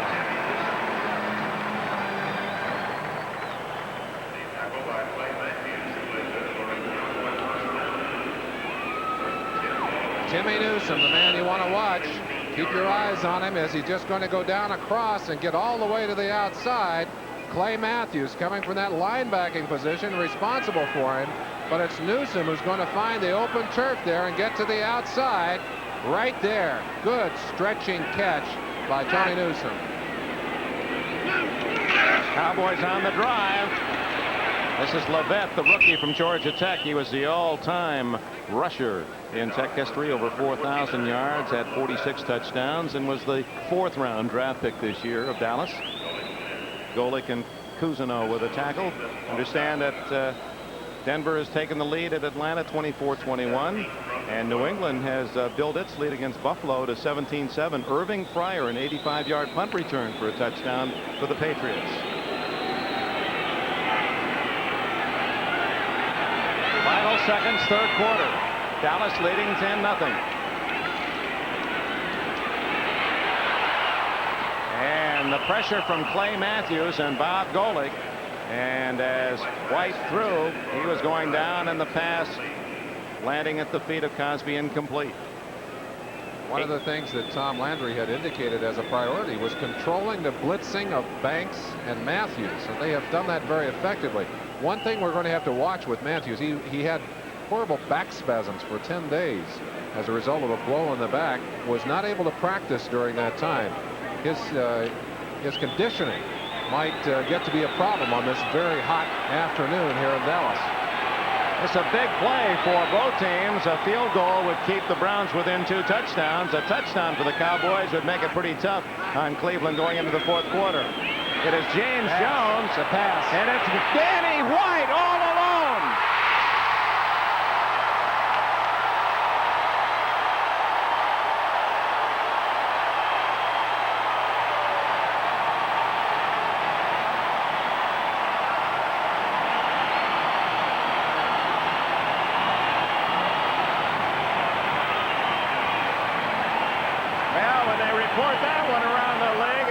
A few eyebrows. Touchdown reception. Danny White from James Jones, 12 yards.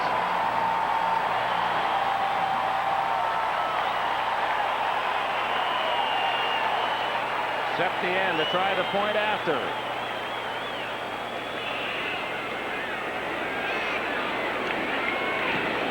And with 10 seconds left in the 3rd quarter, the Cowboys move up 17-0. A flag is down on the extra point.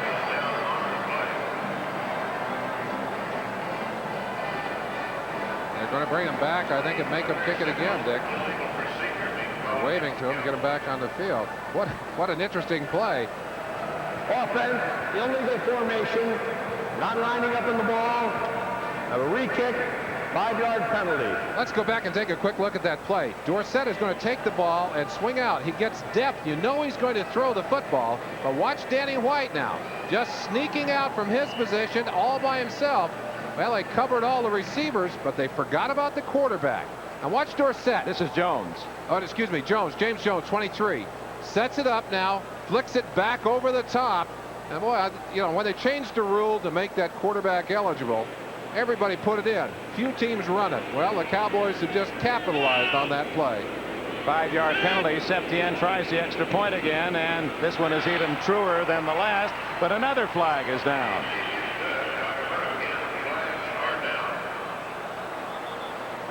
Fred Silva now called over by the official, dropped the flag.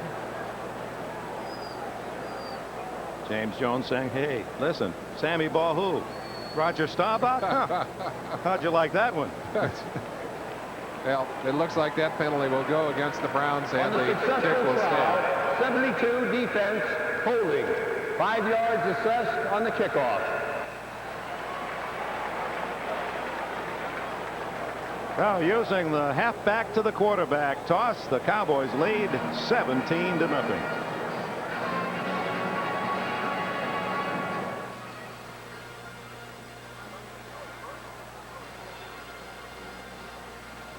Good. Right. Good, Larry.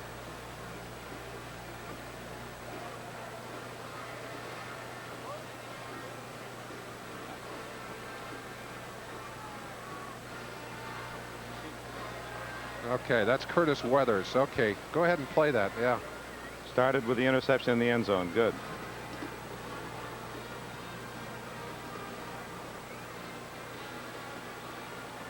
Yeah, I think this is on the quarterback. If he's under center, he can't. He's not eligible. But in that situation where he's back there and you hit him. Okay.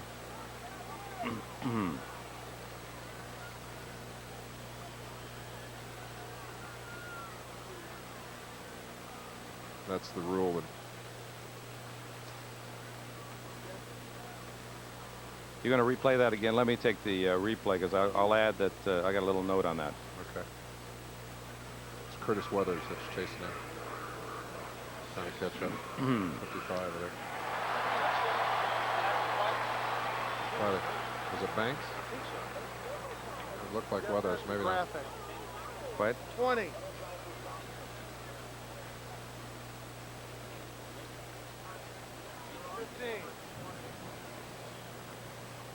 Right. Yep.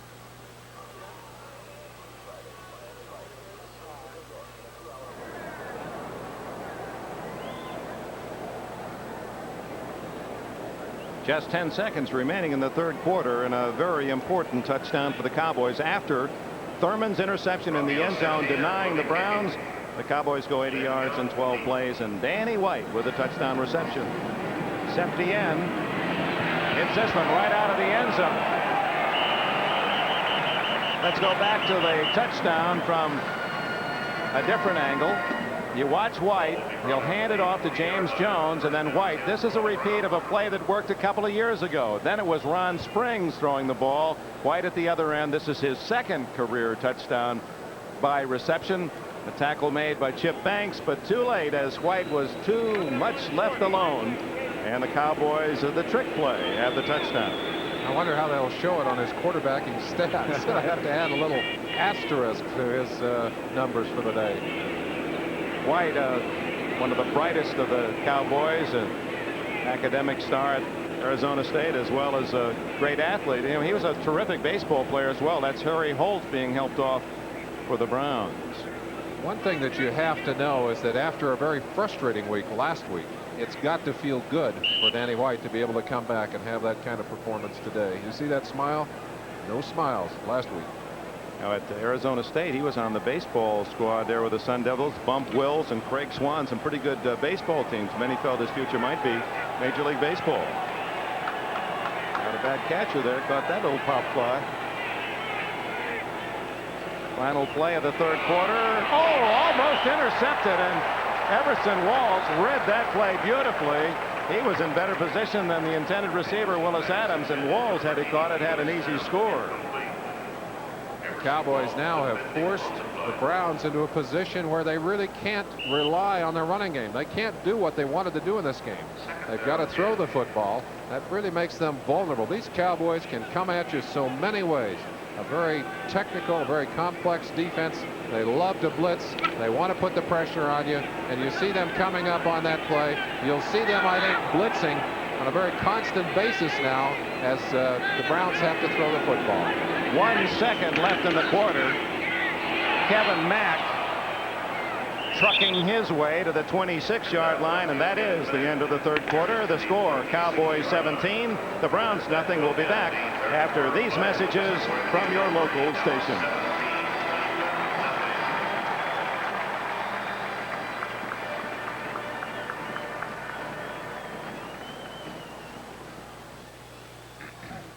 Too tall is really like that last play. He had to throw around too tall. That's what made it.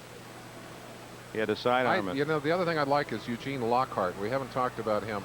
He's so important in this. Let's whatever one you want. I don't care. Let me do Lockhart first, and then we'll do too tall. We got. Okay. All right. If you give me something, maybe we can use it in the telestrator to show his reactions on the. The nice thing about too tall is it sets up our. Are we going to do the shoes? Okay. All right. Let's stand up for it. It'll be easier.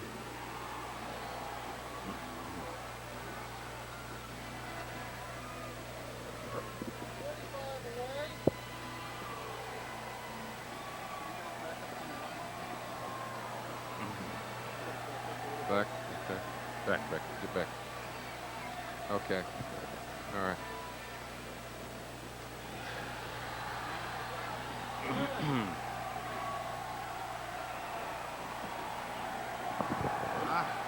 Don't show it yet. Don't show it right off the bat. Yeah.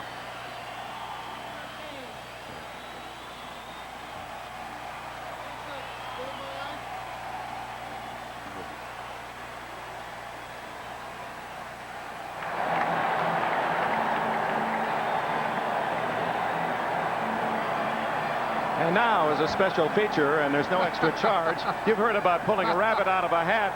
Here's Merlin. Watch, this is, of course, an artificial shoe, turf shoe, and inside, who do these belong to? Now, look at the size of those. Let me just hold that up here. This one belongs to, well, we'll get back to Ed Jones was the big one. Danielson, number 99, the rookie Kevin Brooks from Michigan, the #1 draft pick of the Cowboys, has the sack. Well, he's got some big shoes to fill if he wants to step in behind Ed Too Tall Jones, because that was Ed's size 16 we were looking at there. And the little one was Raphael Septien's. How big? Raphael Septien. There's also a big pair of shoes on the other side. The Browns have a size 16, and Mark Karowitz as well. Backup offensive lineman. The ever-annoying wave has struck Texas Stadium, and Gossett delivers his best punt of the afternoon. Fair catch by Gonzalez, the rookie, at the 36-yard line. 46-yard punt, no return, and a timeout early in the fourth quarter. Dallas by 17.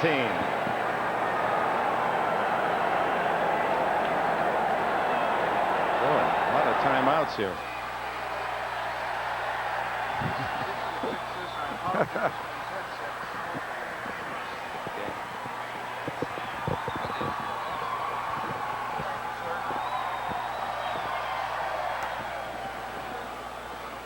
Well, let's go back and show Jones's feet at least, you know, just to finish that up. We kind of hurried through all that.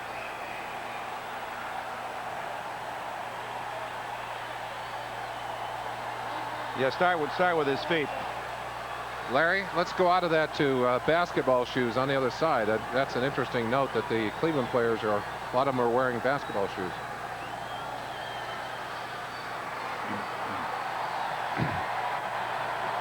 Right.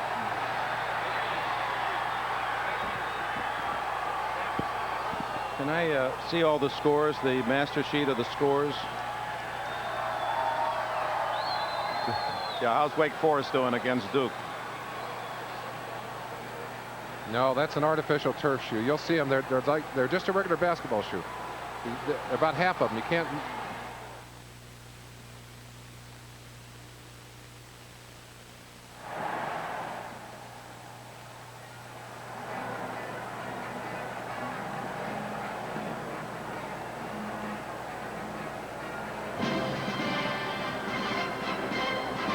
Today's game is brought to you by Renault. European technology built in America. Make Renault the one to watch. By Radio Shack, the computer experts. And by Sears, where you'll find great values. There's more for your life at Sears. Well, there are the feet of Ed Too Tall Jones in his comfy size 16s. Use those to do some dance work as a professional boxer, you'll recall. There's Tony Dorsett, light footing his way for about 7. Talking about feet, a number of the Cleveland Brown players are not wearing football shoes. About half of them are wearing high-top basketball shoes. It was very interesting to me, but that was an experiment that Sam Retigliano had them go through last year, and apparently so many of the players liked them that on the artificial turf, rather than wear a football shoe, they've gone to a high-top basketball shoe. Chris Schultz, number 66, is in at guard, Dick. They've made some changes trying to get some fresh linemen in for the Cowboys. Schultz from Arizona. Newsom straight ahead will be just shy of the first down. It would appear to be about 3rd and less than a yard. How big was your football shoe, or how big are your feet, I should say? Size 15. I can't. I could wander around in those 16s. You know, just to finish up our shoe story. I don't know if it's that crucial, but Matt Barr, the Cleveland kicker, actually wears a size 7 football shoe, but his street shoes are 9.5. Now you figure that one out. Now there's Matt Barr. Now those are size 7s.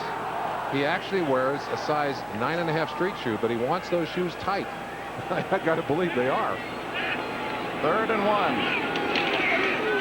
1. Newsom. Going to be close for the first down. It'll depend on the spot.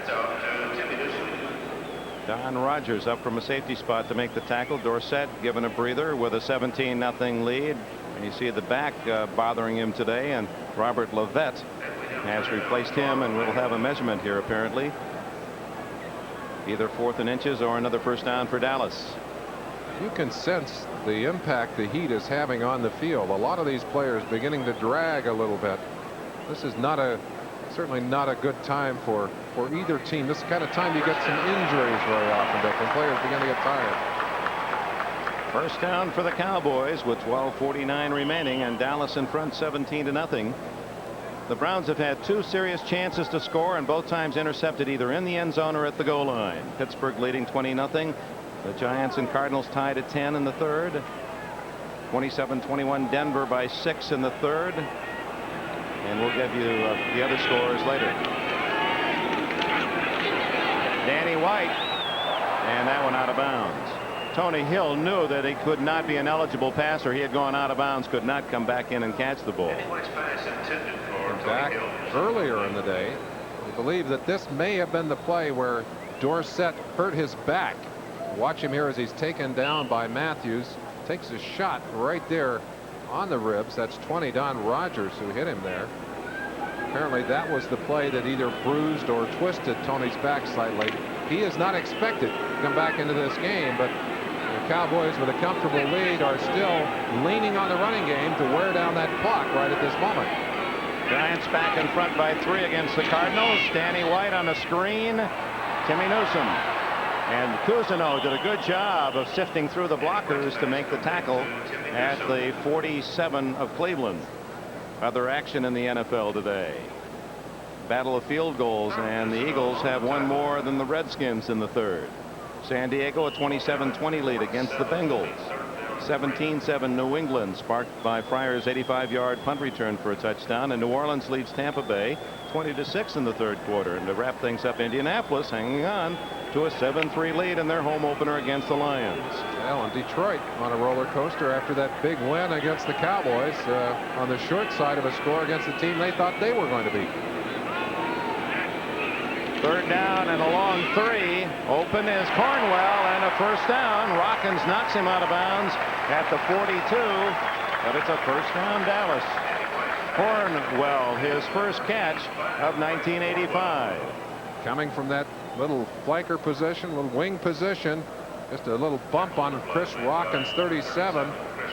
Takes it out of bounds, loses the ball right here.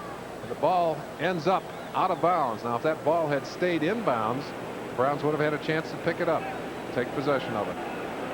41-yard line. The Cowboys trying to add to their 17-0 advantage. 12 minutes left, fourth quarter. Levette, the solo running back.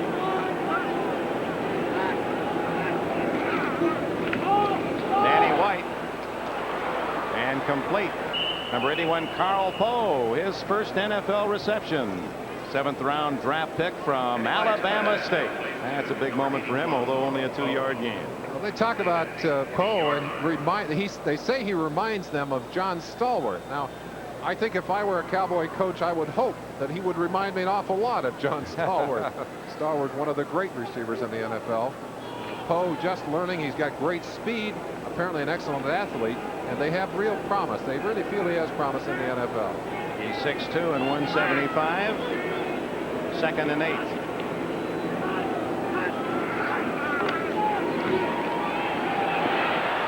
White to the 30 and out of bounds at the 20. First down. It's a big day for Danny White.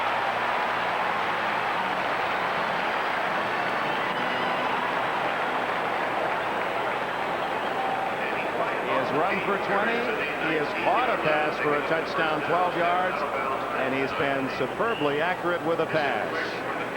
Art Modell. You can almost tell what the score is by the mood in the visiting owner's booth as he looks down at what is not a pleasant sight for him or for Browns fans watching at home.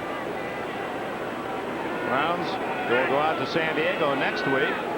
Dallas down to Houston for the intra-state rivalry with the Oilers. White going too deep to Levette, who had to step on his man on that deep swing. He was a secondary target. They were trying to go to Renfro on this side, but Renfro had been picked off, and Levette continuing his pattern deep. 11:14 left.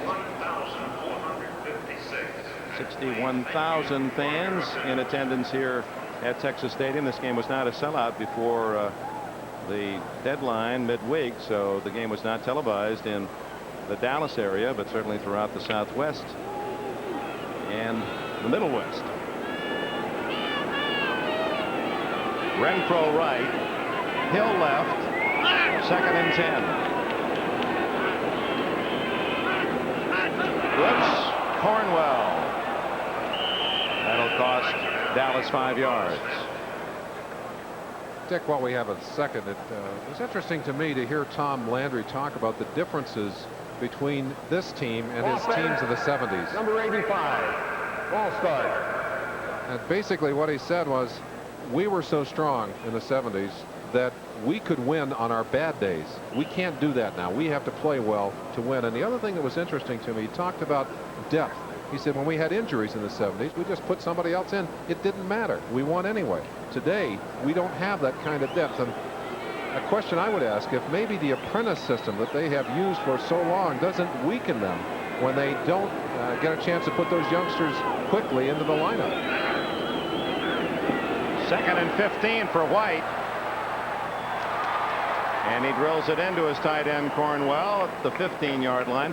Well, he brought up another point too, Merlin, and that is the penalty that has dealt the successful teams in the NFL through the draft. If you get a #1 draft pick, it's because you didn't do well. And Dallas has not been able to pluck off the real gems from the collegiate market. In fact, he named the 3 stars that they have now: Too Tall Jones, Randy White, Tony Dorsett. All 3 came when they had to trade draft choices to get that early pick. There's no question about that. They wanted to trade up this year. They wanted to trade up for a receiver, but they couldn't do it. They wanted an Al Toon or one of the other top receivers, couldn't get them. Eddie Brown. Eddie Brown is another one they really like, yes. 3rd down, 6 to Tony Hill. And a good job done by Minifield. In fact, it was Hill that was doing the pushing in that little exchange. Talking about the wide receivers, Tony Hill, veteran of so many campaigns. You see him using his shoulder a little bit there, and of course both of those men now have a right to that football. Hill has to be careful in that situation that he is not called for offensive interference.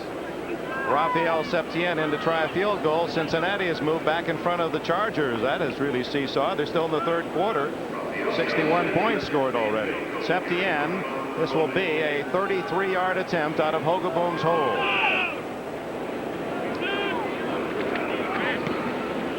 And he's got it. Now Septien is 2 for 3 this afternoon, and with 10:13 left, the Cowboys have 3 more.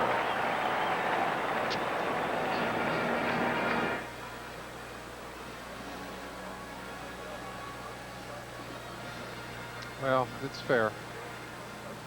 Well, he's, I'm sure, discouraged. They had such a big win last week. Oh, yeah. Or the one that started this half, too. Yeah. Let's, yeah, that's, okay. Okay. Yeah, that's let's good. do That would be a good shot. Good. Good. Good.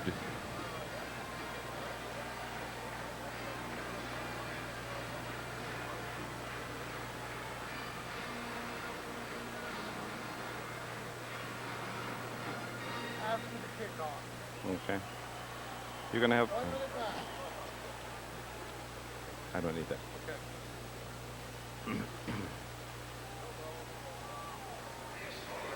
Yeah.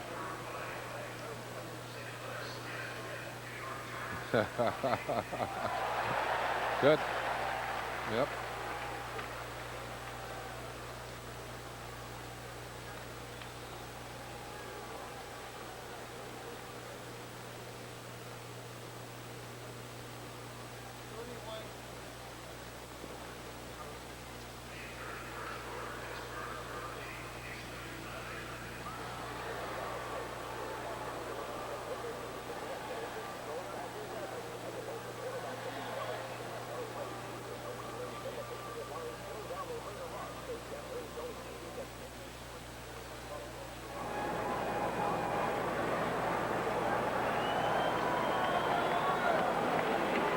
Part of our doubleheader on NBC next week.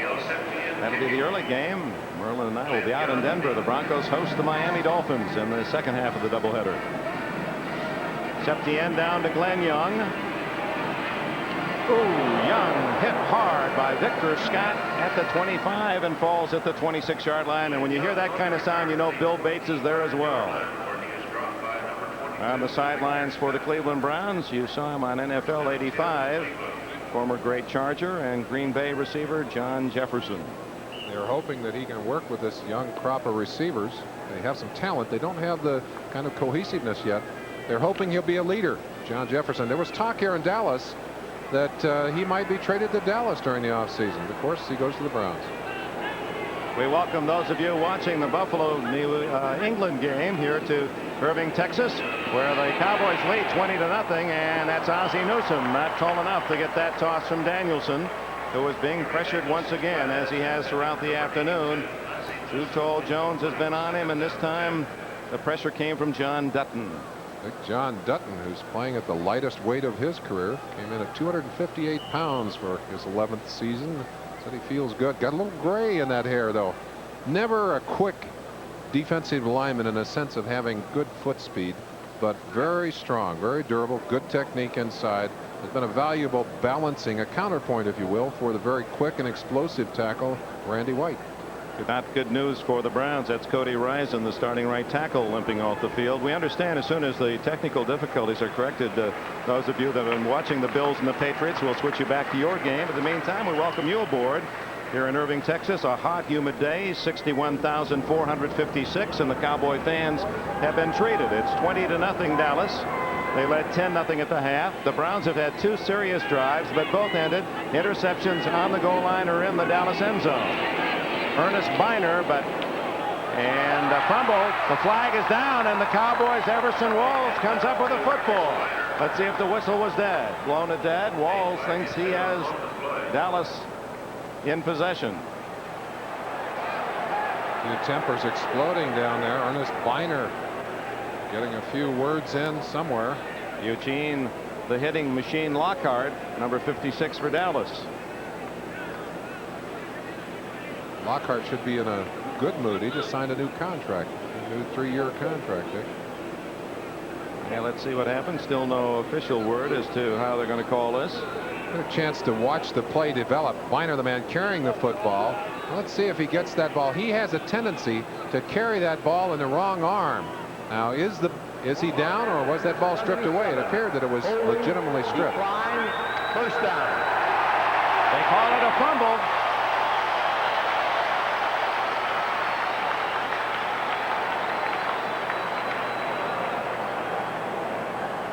So the Cowboys get a break there as Biner going down. Was he or was he not down? The officials ruled that the ball stripped away, and the Cowboys, with a 20-0 lead here in the 4th quarter and 9:51 left, have the turnover at the Cleveland 30-yard line. Danny White, who has had an outstanding afternoon throwing the football, has caught a pass 12 yards for a touchdown from halfback James Jones. And he has also reeled off a 20-yard run on a scramble. Newsom and Lovett, the running backs. This is Newsom fighting for 3, and a flag is down. We go back and look at the fumble play involving Ernest Biner. Of course, the one thing that this young offensive team does not need is turnovers. And they've had 3 today. The 2 interceptions and now the fumble by Biner. He's had several during the preseason and the regular season. You see the ball there, though, legitimately stripped away. Really a fine shot. Kevin Brooks was one of the men in on that tackle. Rookie defensive end. Biner, I think, got up frustrated and angry. Offense, number 85, holding. 10 yards, first down.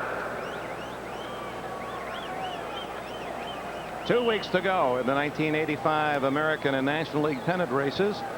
The Mets trailing at home to Pittsburgh 2-1. Montreal at St. Louis tied at 2-all. Milwaukee and Toronto tied in the 6th. The Yankees leading Baltimore 3-0, and Kansas City an early lead against Minnesota. Cleveland and California at Anaheim later. First down and 20. White misfiring as Tim Newsom, the intended receiver. But for White, his day has nevertheless been a good one. He is 20 for 31, 177 yards. Giants opening up a 10-point lead against the Cardinals. And San Diego, well, you knew that was going to seesaw. They get the 7 right back. It's 34 all in a great game at Cincinnati. New England's lead cut to 3 by Buffalo in the 4th quarter. Chip Banks heavily wrapped. 2nd and 20. Lovett. Short yardage to the 38-yard line. Scott Nicholas made the tackle. Lovett is in there. I wanted to give Tony Dorsett a rest, but Dorsett with a back problem will not play the rest of this afternoon. We're seeing a lot of different players. One of the players in there, 55, Curtis Weathers. Curtis had a big week last week. Got a chance to start because of an injury. See Dorsett on the sideline, one of the injured today, but he also got back-to-back big plays, big sack and an interception, and then found out later in the week that his wife was pregnant with their first child. So it was a good week. Indeed. Today, not quite so good for Curtis and the Browns. 3rd and long for White, and it's intercepted. This is Don Rogers. No, Hanford Dixon at the 40 runs into his own man and out of bounds at the 43-yard line. And we've got a wrestling match going downfield between James Jones and one of the Browns. There's Jones, 23, who threw that touchdown pass earlier to his quarterback Danny White. And it appears to be Clay Matthews, 57. And Jones with a takedown of the heavier man. Dennis Thurman over to whisper something, and I don't think they're whispering sweet things in each other's ears down there.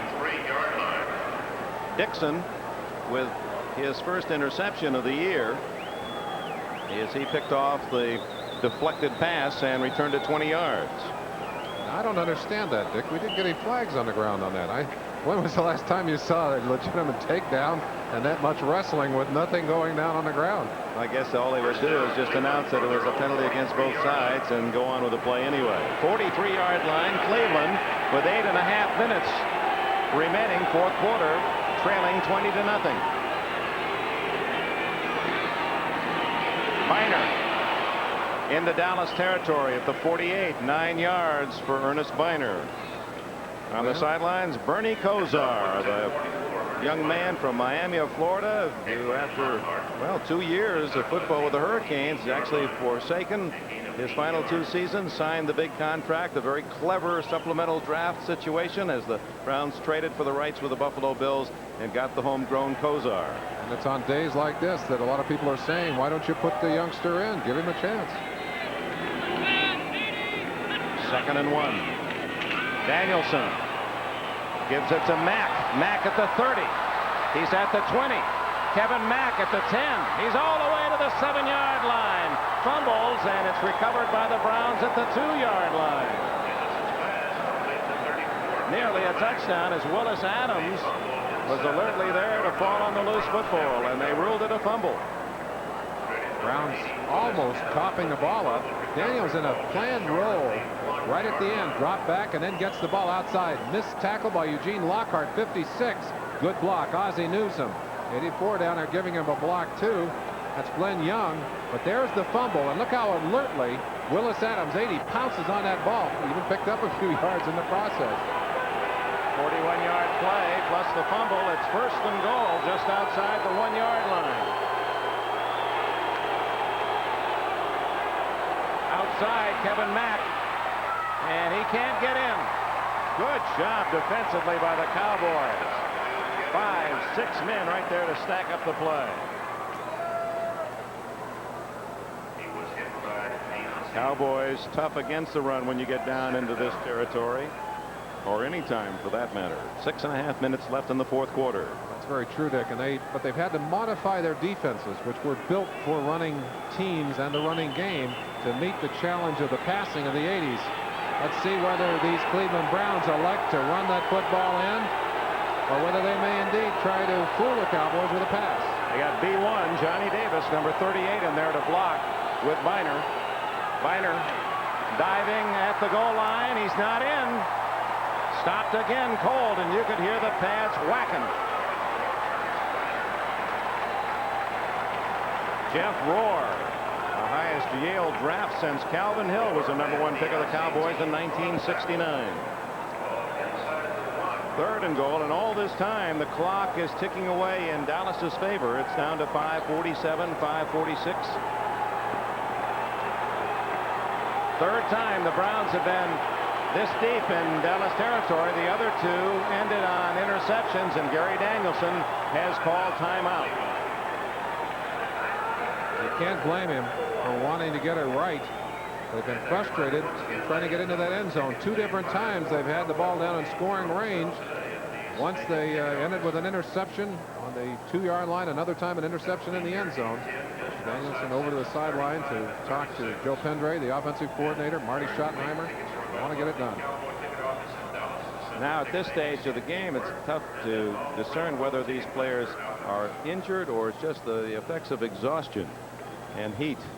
I think some of both, Dick. You'll see players go down with cramps today, with muscle spasms, as well as with injuries, and sometimes it's the weakening of the muscles themselves that brings on perhaps a muscle pull or a muscle tear on a day like today. Number 26, Greg Allen, the #2 draft pick from Florida State, started in and now comes back out. Well, I think they were worried about Biner. Biner was on the ground, but they've checked him out. He says he's okay. And I'll tell you, these trainers earn more than their money on a day like today. Giving water to all those players, making sure they're getting enough fluids into their system. There's the first final of the day. The Steelers shut out the Oilers 20-0, and that's the same score here in Dallas, with the Cowboys in front 20-0, and the Browns best chance just inches away from the goal line on 3rd and goal.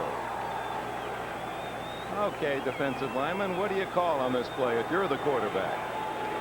I got to believe you really try and get outside, but it's a guessing game now, Dick. They tried the first one up inside. They tried the second one off tackle. You're inside that 1-yard line. You got a half yard to go. You just got to count on your people up front, your young bulls, to give you enough room. I wouldn't hesitate, I don't think, to go right in behind Mike Babb, that big center, who's the strongest man on that offensive line. Ozzie Newsome with a word with his quarterback before setting up on this side. It's Biner for the touchdown. Ernest Biner, his second touchdown of the year, and it's 20-6. Biner has shown the ability, with that little hesitation, to see the open area, looking from behind. Watch him as he starts inside. He sees the opening outside and very quickly squirts to the outside, wide open. You can't blame him for that. Little block on the inside. Ozzie Newsome, 82. You know him as a wide receiver, but he gets a good block there. Matt Barr, #9, to try the extra point. And out of Danielson's hold, he's got it. 5 minutes and 30. Well, there's a flag down. Let's see on whom. It would appear that the flag will go against the Cowboys.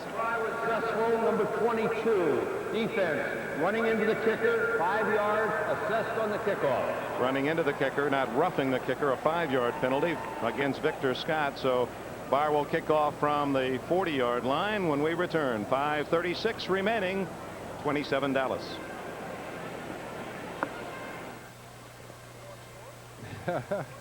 Yep. Okay, what do we need here now? We're After getting the down to the that. Oh, I didn't realize. Okay.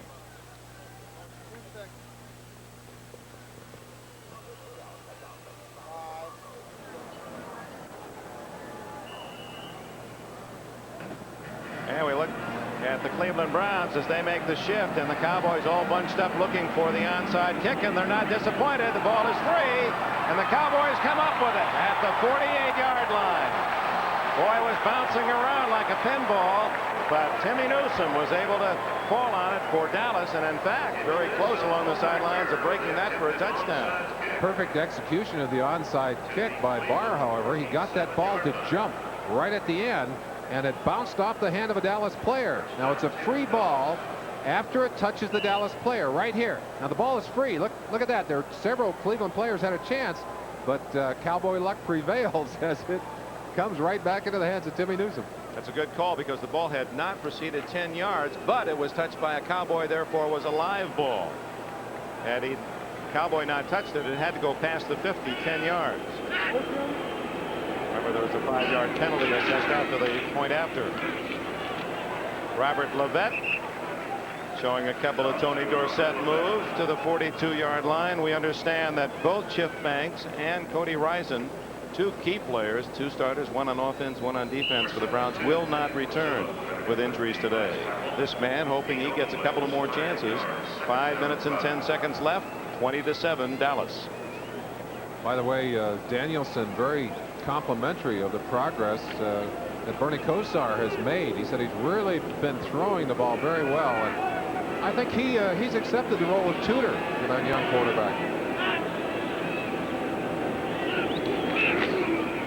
Levette again, and he's corralled, bulldog down shy of the 40-yard line, where it'll be 3rd down and about 3. Gary Danielson, and this was a good quote. It's not my job forever, meaning the quarterback starting position. I'm just keeping it warm. I won't be embarrassed when Kosar replaces me. You couldn't write a better quote for a veteran quarterback than that one. talked to Kosar about his progress, and I asked him, what have you found most difficult? He said initially it was the speed of the professional game. He said things happen so much quicker. He said the other thing that was difficult for me in the passing game was realizing that those cornerbacks could really cover the wide receivers one-on-one. That didn't happen in college, but he's adjusting. They feel he has the flair, the personality, the leadership qualities that will allow him to step in and take over when that time comes. And I think it's a real good coaching move that they haven't thrown into the wolves. They haven't just stuck him in there and said, Bernie Kosar is going to lead us out of oblivion. Marty Schottenheimer very careful with that quarterback, and I think realizing that he is the quarterback of the future. Phil Pozderic down after that last play, but able to get off the field under his own power. The giant left tackle from Notre Dame. Kosar, as a freshman, or say redshirt freshman at Miami, leading the Hurricanes to the NCAA championship. That remarkable win you saw on NBC in the Orange Bowl over Nebraska. There's a big upset brewing, and that is pleasing the fans here in Dallas. Philadelphia beating the Redskins 19-6 in the fourth quarter. 3rd down and 3. Blitz is on, and White goes down, and the pass just shy of James Jones, and White was drilled. See if he gets up. Yep, he's all right, as both Eddie Johnson and Dave Pazzulli were in on top of him. Baseball scores. The Pirates have opened a 4-run advantage against the Mets. Montreal and St. Louis still tied. Milwaukee leading at Toronto 2-1. The Yankees still holding that 3-0 lead in Baltimore. Minnesota has moved ahead of Kansas City 3-1. The Angels in Cleveland will start shortly. Out of field goal range. So Mike Saxon will try to drop this one inside the 10, where Clarence Weathers, speedy little return artist, awaits for the Browns. They'll let it go, and it kicks into the end zone. The Browns, with 4 minutes and a second remaining, have the ball at the 20-yard line. 41-yard punt, but 21 on the net.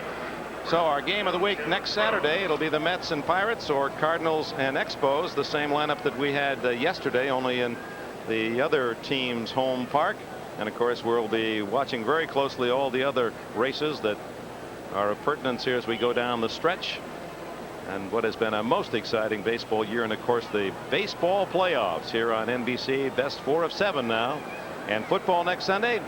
Raiders, New England, Seattle, Kansas City. The early games, 2 dandies, and then late it'll be the Colts at the Jets, Cleveland at San Diego, and we'll be in Denver. Miami Dolphins and the Broncos. Kevin Mack looking for a hole and finally plowing for a couple. And Bill Bates coming up. I think he's not happy unless he knocks someone down, even if it's his own man. I'd say he was returning a punt earlier in the year and just came barreling up the field, hit so hard he was knocked unconscious. In fact, the trainers here said it was the worst concussion they'd seen. Didn't slow him down. He's back throwing his body around. He really is a kamikaze player. Denver back in front of Atlanta 34-28 in the fourth quarter. Well, we've had some big scoring games again today. Danielson getting away from Randy White for a moment and then running into Mike Hagman. That's just like flushing out a pheasant. White running the quarterback into enemy camp, right into the arms of Hagman. We've got to say that the Cleveland offense has done a pretty good job of controlling number 54, Randy White, today. We haven't heard his name that much. He gets a miss right there. Boy, that's frustrating. You get wide open, you get inside, you got that quarterback in your sights, and then he dodges and you miss him. Hagman out with a pass coverage unit in. That was the 3rd sack for the Cowboys today. We're down to the 3-minute mark. 20-7 Dallas. 3rd and long. Danielson to Ozzie Newsome, out of bounds, and he's going to be short of the first down, but he'll get the first down. That'll be a helmet penalty. It wasn't a face mask, but in making the tackle, Bates, I believe, caught Newsome right at the nape of the neck underneath the helmet and twisted him out of bounds. It'll cost 5 more.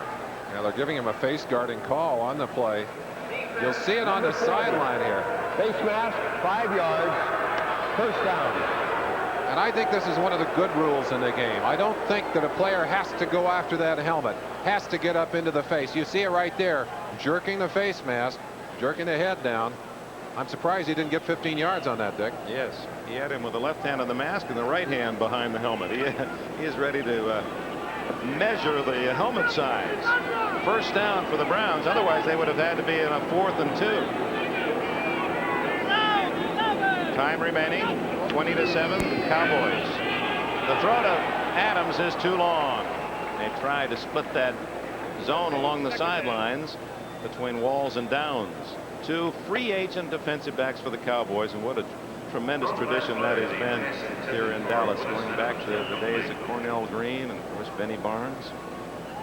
They've done well in picking. Now there they are, 2 men that were not drafted out of college and now star players on that Dallas defense. And for Dixon, trying to cool off on the sidelines. Throw cold water on those dogs. Keep cool over there. Dog's bark is mellowed. Danielson getting out of bounds. Pressure on from Eugene Lockhart.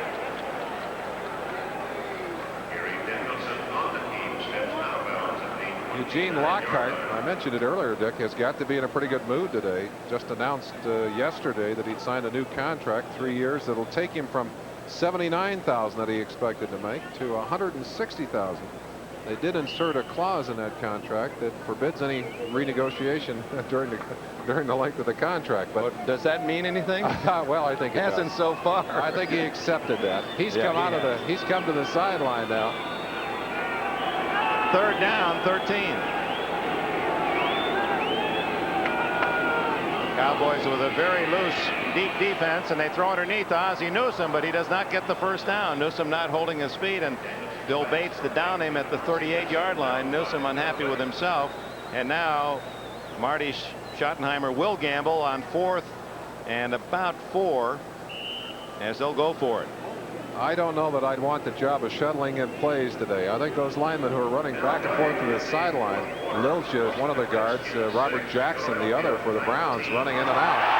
Their tongues have got to be hanging out. Well, you know why they're roaring here in Texas Stadium. They've just announced the Philadelphia score. The Eagles leading the Redskins. And 2-minute warning is given. 2 minutes left. The timeout with a score. In Texas, the Cowboys 20. The Cleveland Browns 7.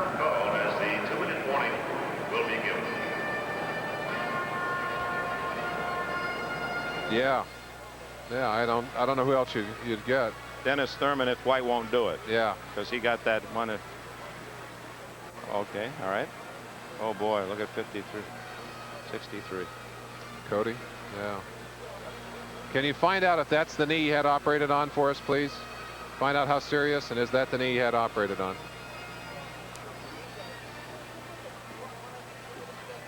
Well, they're just so tired. They're exhausted. Andy, we need a shot of Penn, 59. That's the young linebacker drafted 2nd. Huge shoulder pads. Okay. All right. It's a knee now. It was the other knee. Yeah. 10 seconds. That's a big story, so stay on that. I mean, that's more important.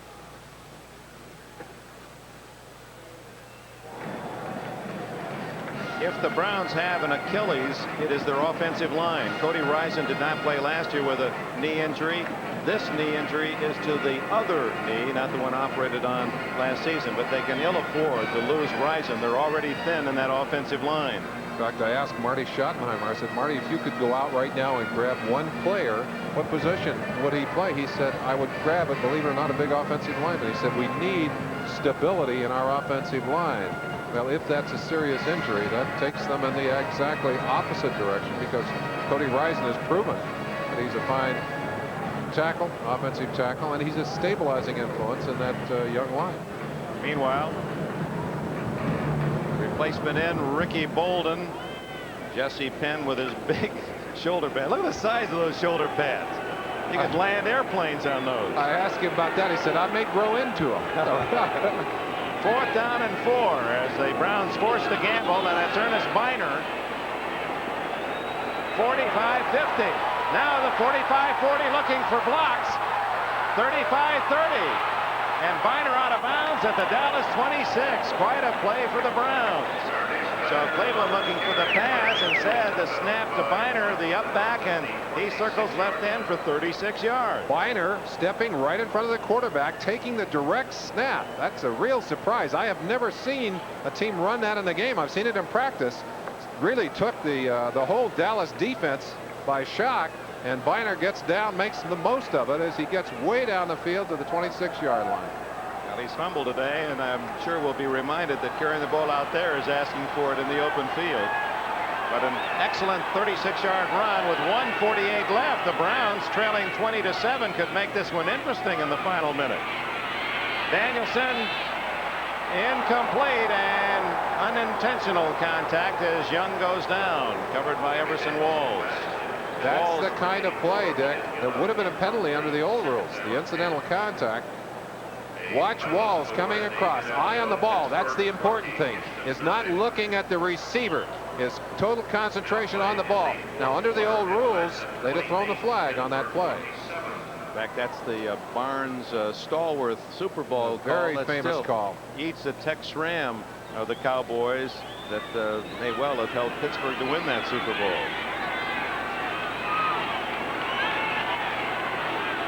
Second and 10 with 1:42 left. Danielson breaking out of the pocket and diving to the 15-yard line, was not in the grasp and hold of Kevin Brooks, who almost had the sack. Quarterback draw, I think, Dick. It looked to me like it was a very intentional run. Danielson back, really was not looking for receivers, and he was lucky to pop it, but once he popped it, quite a bit of room. Time called for the measurement. That will aid the Browns indeed, because with 1:32 left, then they don't have to use a timeout. Of course, Marty Schottenheimer already thinking on the sidelines, a quick touchdown and onside kick, and hey, this game might be ours yet. Somewhat of a miracle thought, but the Browns are not dead. It is second and inches. Clock will start. Danielson, the quick hitter, out to Adams, and a first down at the 11-yard line. Everson Walls with a tackle. The clock is running. That ball forced Adams to turn, put him in an awkward position. He couldn't get out of bounds. He couldn't get upfield. They're going to lose a lot of time on this play, Dick. They have already. Danielson from the shotgun. Flag down. Underneath it goes to Harry Holt, the tight end, and he is smothered after a 4 or 5 yard gain. Clock will stop with a penalty call. Timing appeared to be off between center and quarterback. May have resulted in a mix-up, yes. Motion against Cleveland. And look at the Cowboys. 2 or 3 of them down on one knee as they wait for the penalty word. There's a lot of fatigue and heat exhaustion here. Look at Randy White and Jeffcoat, who have been charging all day from that front forward defensive line. Offense number 74. Illegal motion. 5 yards. Still first down. Well, the big horses suffer the worst in this kind of weather, and when you have players like Randy White, and I think Tom Landry's compliment to him is that he goes all out on every play, like it was the most important play of a championship game. And when you sell out like that on every play, at the end of a day like this, you have a hard time crawling back to the stadium. The Bengals now lead the Chargers 41-34. From the 16-yard line, a full blitz by the Cowboys. Danielson dumps it off into the corner. He had 2 men fairly close, Holt and Adams. But the pressure, and there's the final. The Eagles have defeated the Redskins 19-6. So Washington, but for a couple of crucial calls last week, could be 0-3. They were fortunate to beat Houston. They talked about, Joe Gibbs talked about not playing well until their backs were against the wall. I think maybe now is the time if it's going to happen for the Skins. Meanwhile, the Giants were beating St. Louis, the only undefeated team in this, the Cowboys division, the NFC East. So it could be a very big day for Dallas. Leading 20-7, final minute. Danielson to Ozzie Newsome, who gets it out of bounds at the 7-yard line. Tackled by Bill Bates, a 9-yard gain for Newsome with 30 seconds left. Ozzie Newsome, what a play. Hasn't missed a start since high school. In fact, he's never missed a start, and now is the number 2 NFL tight end in receptions all time, and undoubtedly will pass Jackie Smith, who played some of his years here in Dallas after great seasons with the Cardinals. Big third down call here. Mostly for pride, but very important to these Cleveland Browns. 3rd and 6, 7 yards for a touchdown. And it's a quarterback draw. Does not work. Kevin Brooks, the rookie from Michigan, read it perfectly, and Danielson spends a timeout. And with a timeout, we break the score, 20-7 Dallas.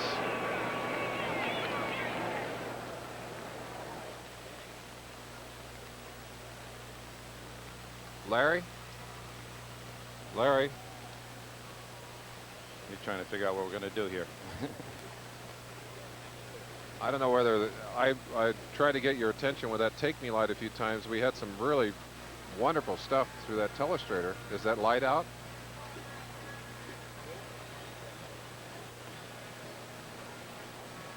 Okay. We really had good stuff inside on those defensive linemen. What was going on? The one shot where Danielson went back, you could tell he wasn't back to throw the football. He just went back and set up for the quarterback draw. You know, it was a nice shot that way. I can't remember. We had a couple of others. That the one we had on the blitz was beautiful, but.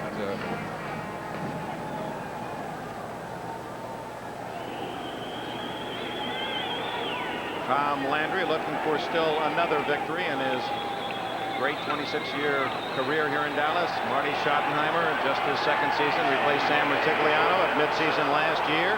4th down for the Browns. They can get a first down without a touchdown, but they need the quick score. Danielson to Adams, knocked down. Everson Walls, what a cornerback he is. One interception today, knocks it away, and with it goes the final hope of the Cleveland Browns. It's interesting, and as Marty Schottenheimer goes back home, he'll be thinking about the plays in the end zone. A 27 score. 2 times the Browns stopped in the end zone, and this one a third. They had exhibited their ability to score from inside the 20, had a wonderful streak going. The Cowboys, however, have matched them with a strong defense today to really make it difficult. And how much different this game could be had they been able to capitalize on those early opportunities. Well, it's whoever's going to get the ball last, apparently, in Cincinnati. 41 all in the 4th. And now just to run out the clock for the Cowboys and Danny White. And we're going to stay with us. We'll be chatting with Danny White, and of course we'll have all the scores for you on NFL 85. A couple of finals we've already given to you. Pittsburgh a winner and Philadelphia an upset winner.